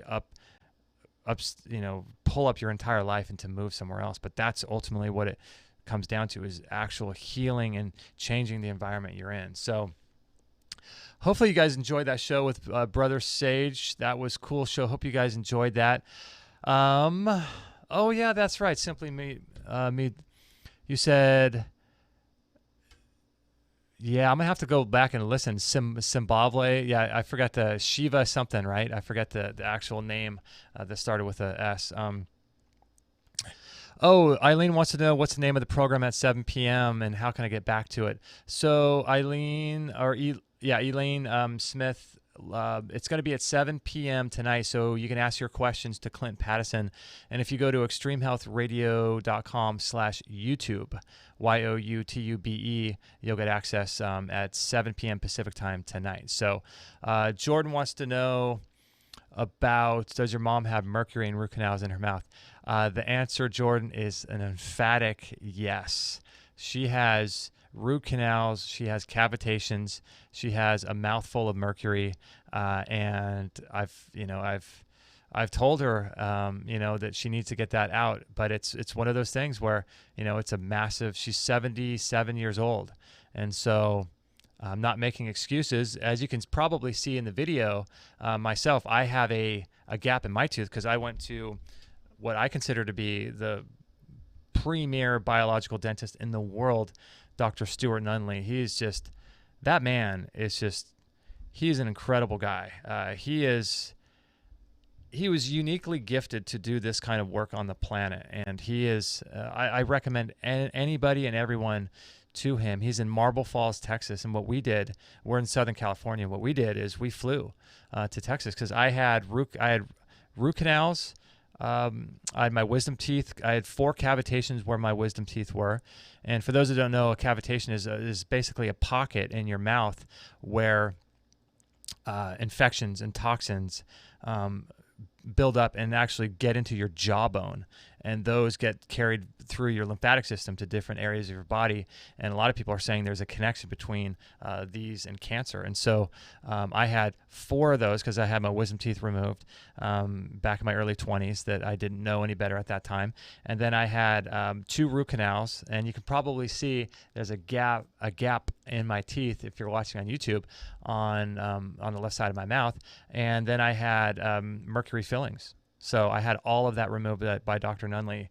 and he did a whole panel on the toxins and chemicals that were in my root canal. It was just incredible. I should pull that PDF one day and show it on the air.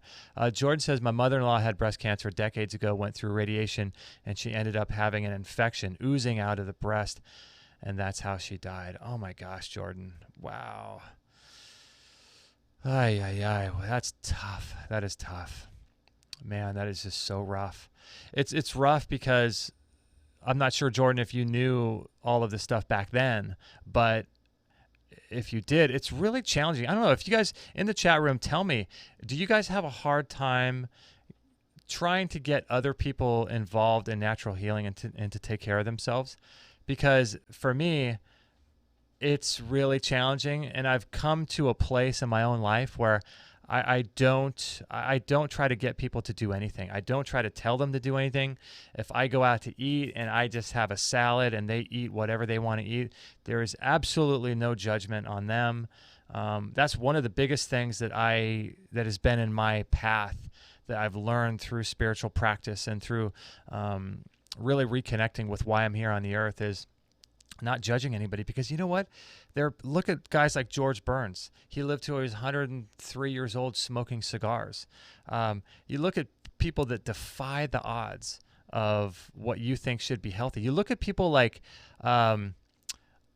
my wife's parents. They eat the most horrific diet, yet they display an amazing level of health. Then there are people like Jessica Ainscough, whose body passed away in her, I think, late 20s as a result of cancer, and she was doing everything right in terms of healing. And so when we get to a place of non-judgment with our family and friends, I think that's going to be the place of empowerment.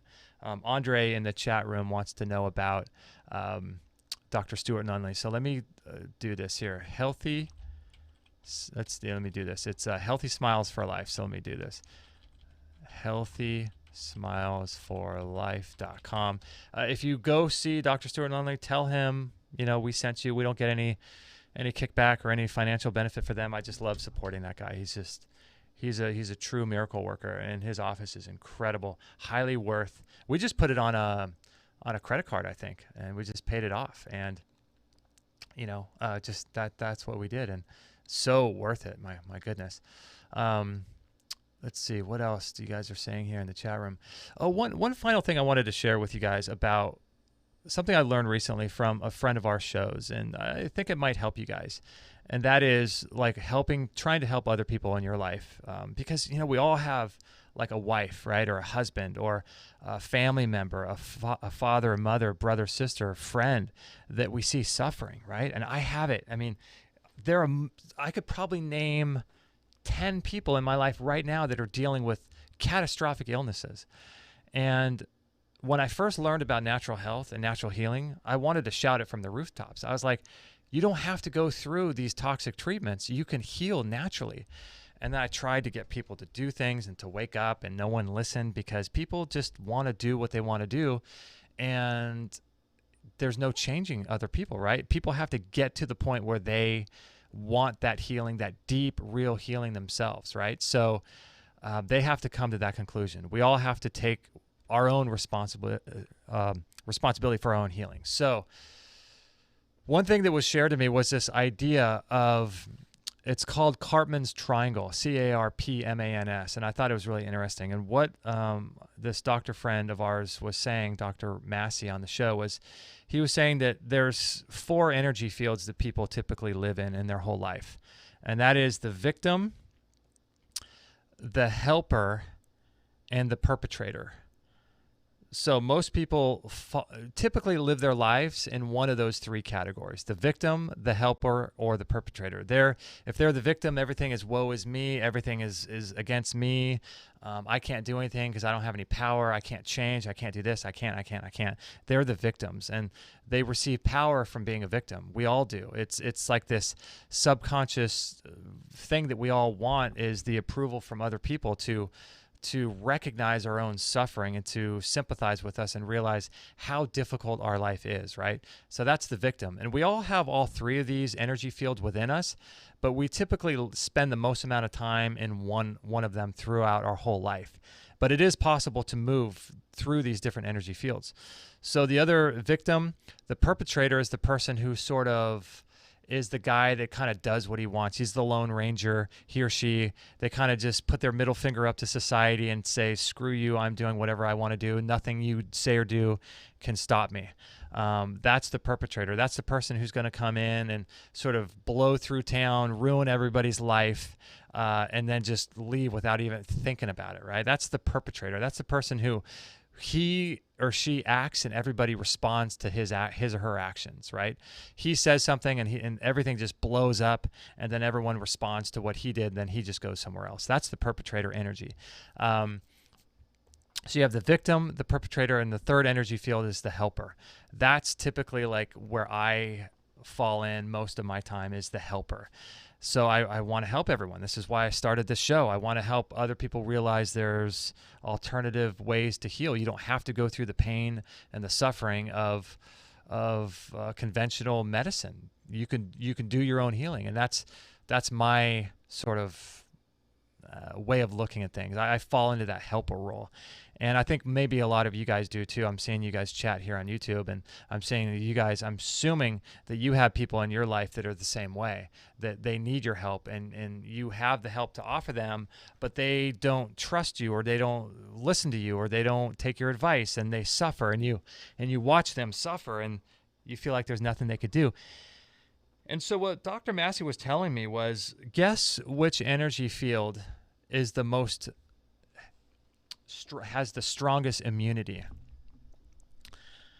The person with the strongest immunity in one of those three energy fields is the perpetrator. That's because the body, the cellular matrix of the body, follows our mind, and so that means the white blood cells in them is going to be like an army and just destroying and crushing any diseases in the body. They have the strong energy field. They have the energy field of a perpetrator. I can do this or that. I can do anything I want, and things will bend to my will. That's the perpetrator energy. They typically have the strongest immune system. And so what happens is that there's this idea that we need to be the helper. But what Dr. Massey was saying was that when we want to help someone who doesn't want their help, we begin the process of becoming more sick than they are. So we disempower ourselves, and we take energy away from our own healing, so much so to the extent that we actually we start the path of becoming more sick than the person that we're trying to help. So that's why when I'm sharing this, for me, I've needed to come to the realization that I can't help everybody, and it's not my job to. And if someone wants to manifest something in their life when they know that I could help them with that, but they choose not to ask me, that's for their story. That's for their incarnation. That's their journey and their path they've chosen to pursue. And so that's why in family constellation therapy, we're going to have some guests on pretty soon about that. But that's why you don't trump, like the son doesn't tell the father or the mother how to live their life. That would be reversing the order of the family tree. So we honor and respect those that have come before us, whether we want to or not. And, according to recall healing, like that saying in the Bible says, honor your father and mother. According to recall healing, we will honor our father and mother whether we want to or not. It's just, it is what happens. And the way we do that is that we subconsciously carry the burdens that they were unable to carry during their lifetime. So if we see our father is sick with XYZ and succumbs to it, then we will develop, or we might manifest a life where we develop something like that in order to carry the burden that he tried to carry and couldn't do it. And so that's our way of honoring our father and mother. We don't even know this is happening. This is something that's happening behind the scenes in our subconscious mind on a deep psychological, spiritual level that's happening, that we don't even understand why this is happening or that this is happening at all. The idea of us honoring our father and mother. And so we will do that whether we choose to do it or not, whether we hate our mom and dad or not, we will honor them. And that's one of the things that when we recognize what's really going on a deep spiritual level, we can understand what's happening. And that means to stand under and take the responsibility of what's actually happening and offer our bodies a different offer as a compromise. And so that's why I think ultimately all disease is spiritual. All disease is emotional, and all disease is energetic. And this spiritual emotional component to disease is what ultimately is the real healer. And so, according to Freud, there was one more energy field that was even more powerful than those three, and that is the silent observer. And that's the person that is detached and kind of doesn't live in a two-dimensional world like in the book Flatland, but lives in a three-dimensional world and can raise above and without attachment look at the perpetrator, look at the helper and the victim, look at all three of those energy fields without attachment and just show love to each one of those three fields without bringing those into our own psyche and our own psychology and our own biology. And that's where the spiritual work comes in. And I'm speaking as someone who needs to hear this myself, because I have not meditated in probably 6 months. And I loved my little daily meditation. I love what Sage was saying about making every moment your meditation. But I also loved my time meditating, because that was a time for me to reconnect spiritually. And I need to get back to that. So I'm speaking to myself as much as anybody here. So anyway, I hope you guys enjoyed some of those thoughts. Let's see, looking at some people talking. Tom and Jordan are going back and forth in the chat room. This is cool. Talking about Chris Wark. Yeah, we're gonna have Chris back on again. He is a cool guy. I like Chris Wark, his cancer program. He's got Square One and good resources for people there. So yeah, and for those of you who are watching, if you guys want, I can give you a coupon code. We have something called the Extreme Health Academy. But first of all, you know what I want to share with you guys first is some other shows. If you guys are interested in urine therapy, and if you're still watching, I'm sure you are. We did a show, episode 553 with Dave Murphy. We did that in studio, and he's a cool guy. And he talks about him doing urine fasting and fasting on his own urine. And that was a really cool show. That was episode 553. So I'll put that in the chat room if you guys want to check that out.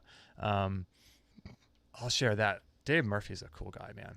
And then, excuse me, and then this one, episode 217 with Steve Williams, I'll put that in the chat room as well. That was a cool episode that we did with Steve Williams. He's all the way from Australia, and he's a cool guy. He's the guy that did the documentary about urine therapy. But I wanted to share with you guys some of the things that we're doing inside the Extreme Health Academy. We just did a 2-hour-long Q&A session yesterday, and this new course that we're going to be doing is going to be all about autoimmune disease solutions. That's going to come on August 27th. This is the inside of the Academy.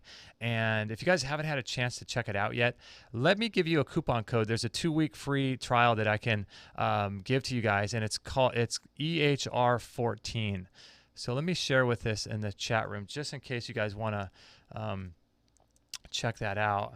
And if you do, you can sign up, EHR14. That will give you a free 14-day trial if you're interested in what we're doing. Because, after doing 600 shows on alternative health and exploring so much of what we talk about, there's so many different layers to health. It's not just physical. It's not just spiritual. It's not just light.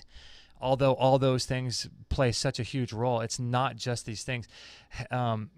Abundant health and healing and living for a long time is a multi-layered approach that requires almost mastery at many different levels. And so that's why we're bringing so many different things to the table here when it comes to healing. So we did a Q&A with Dr. Bergman.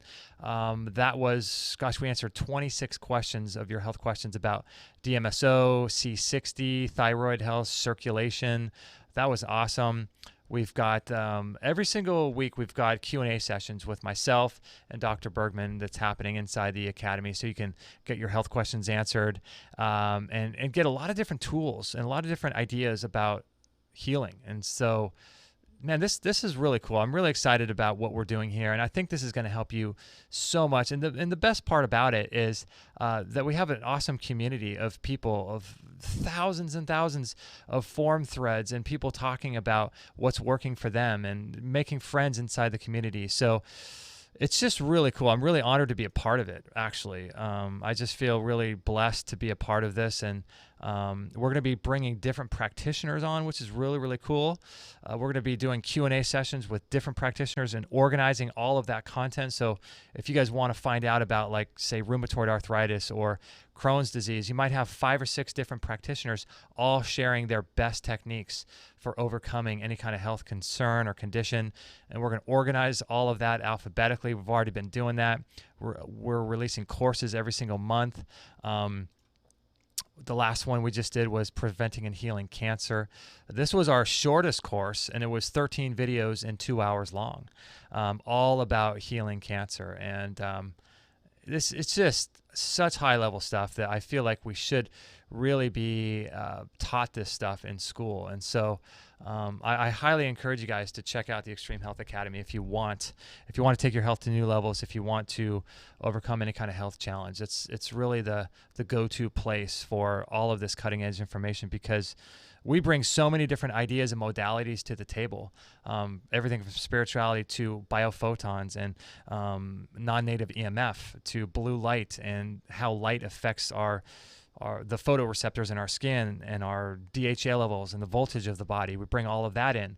We're bringing in all of the chiropractic, all the stuff that I don't really know anything about chiropractic, bringing all of that in, and every different healing modality, turpentine. We're going to be doing so many different things and courses and quick tips videos to show how to do all this stuff. And so I'm going to be doing some stuff on urine therapy inside the academy too, showing videos about how I do it. And so there's some really, really cool stuff in here, my friends. And if you sign up, let us know and go over there and type in the code EHR14, and that way you can introduce yourself to the community and say hello. And I can't get back to everyone on email through the show, but inside the community, I get back to just about everybody. So hopefully you guys enjoyed this show. Let me give you the show notes too.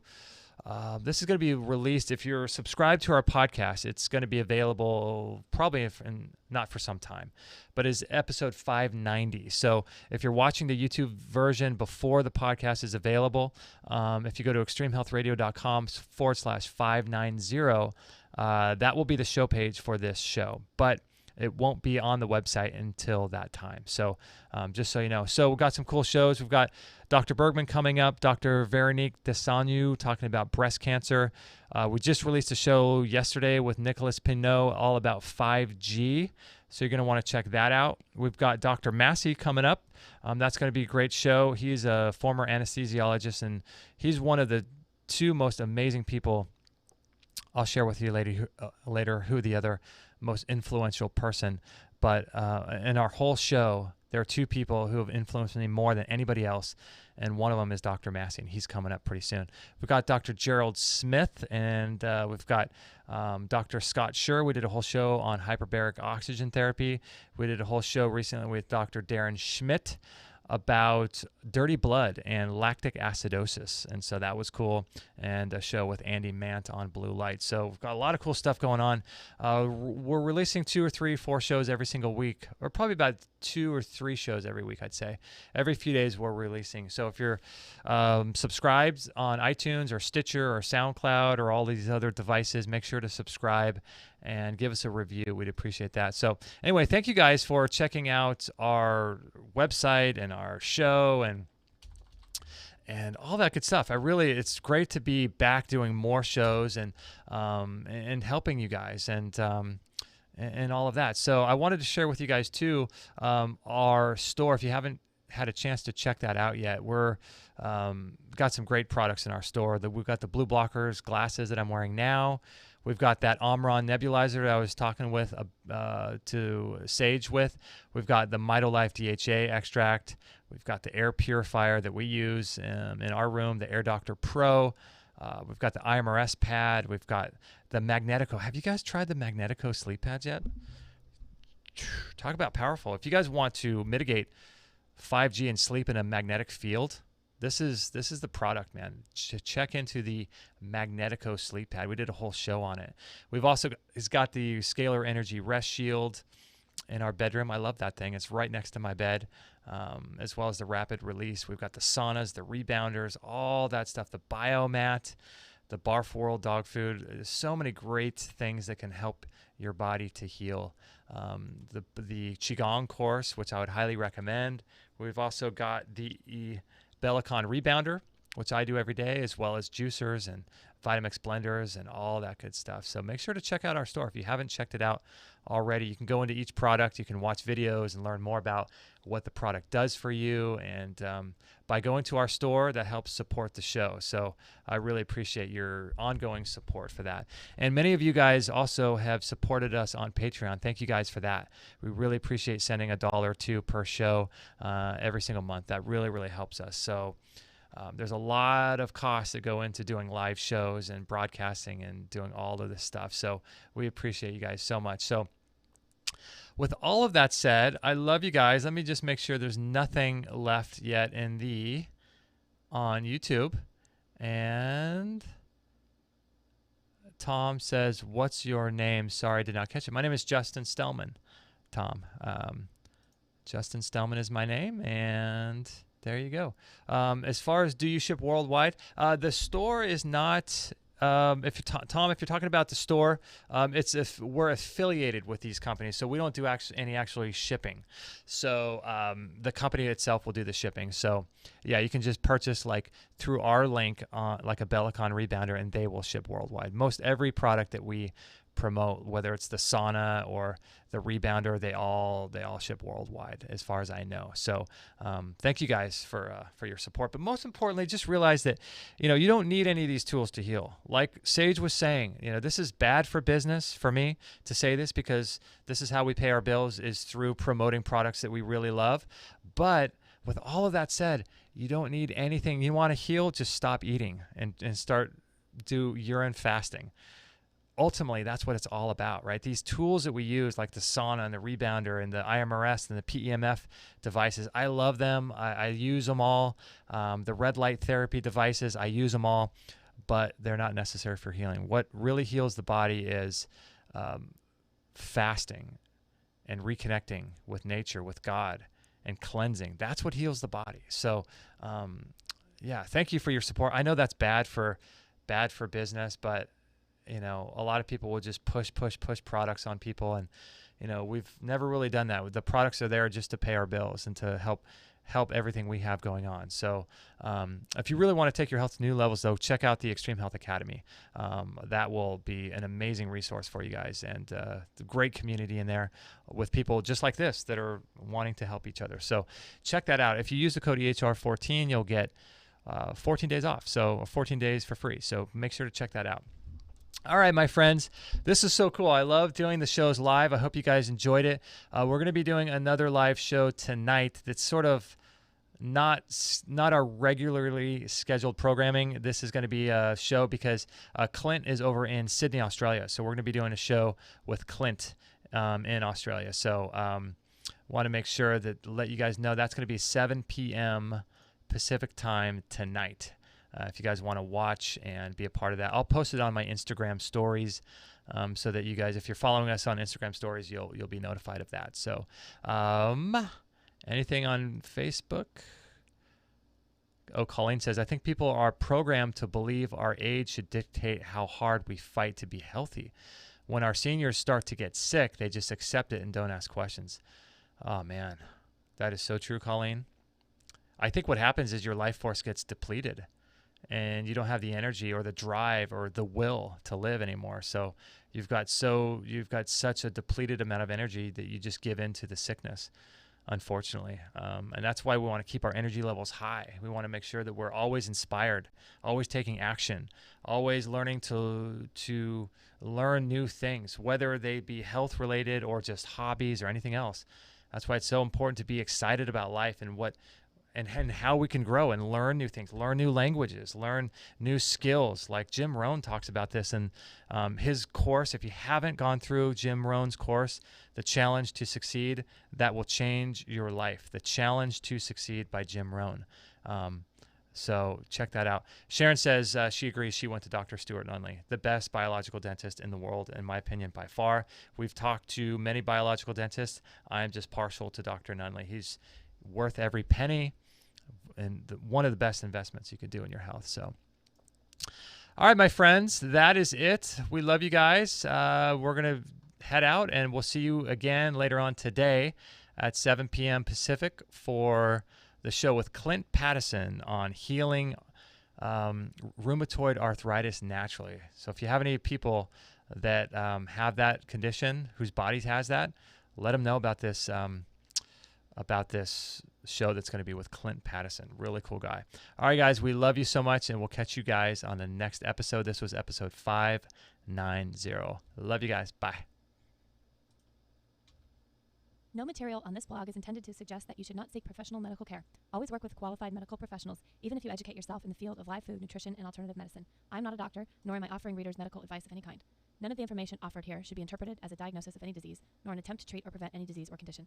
While information in this blog is discussed in the context of numerous conditions, it can be dangerous to take action based on any information in this blog or to start any health program without first consulting a health professional. The content found here is for informational purposes only and is in no way intended as medical advice, as a substitute for medical counseling, or as a treatment/cure for any disease or health condition, and nor should it be continued as such. Always work with a qualified healthcare professional before making any changes to your diet, prescription drug use, lifestyle, or exercise activities. This information is provided as is, and the reader/viewer assumes all risks from the use, non-use, or misuse of this information.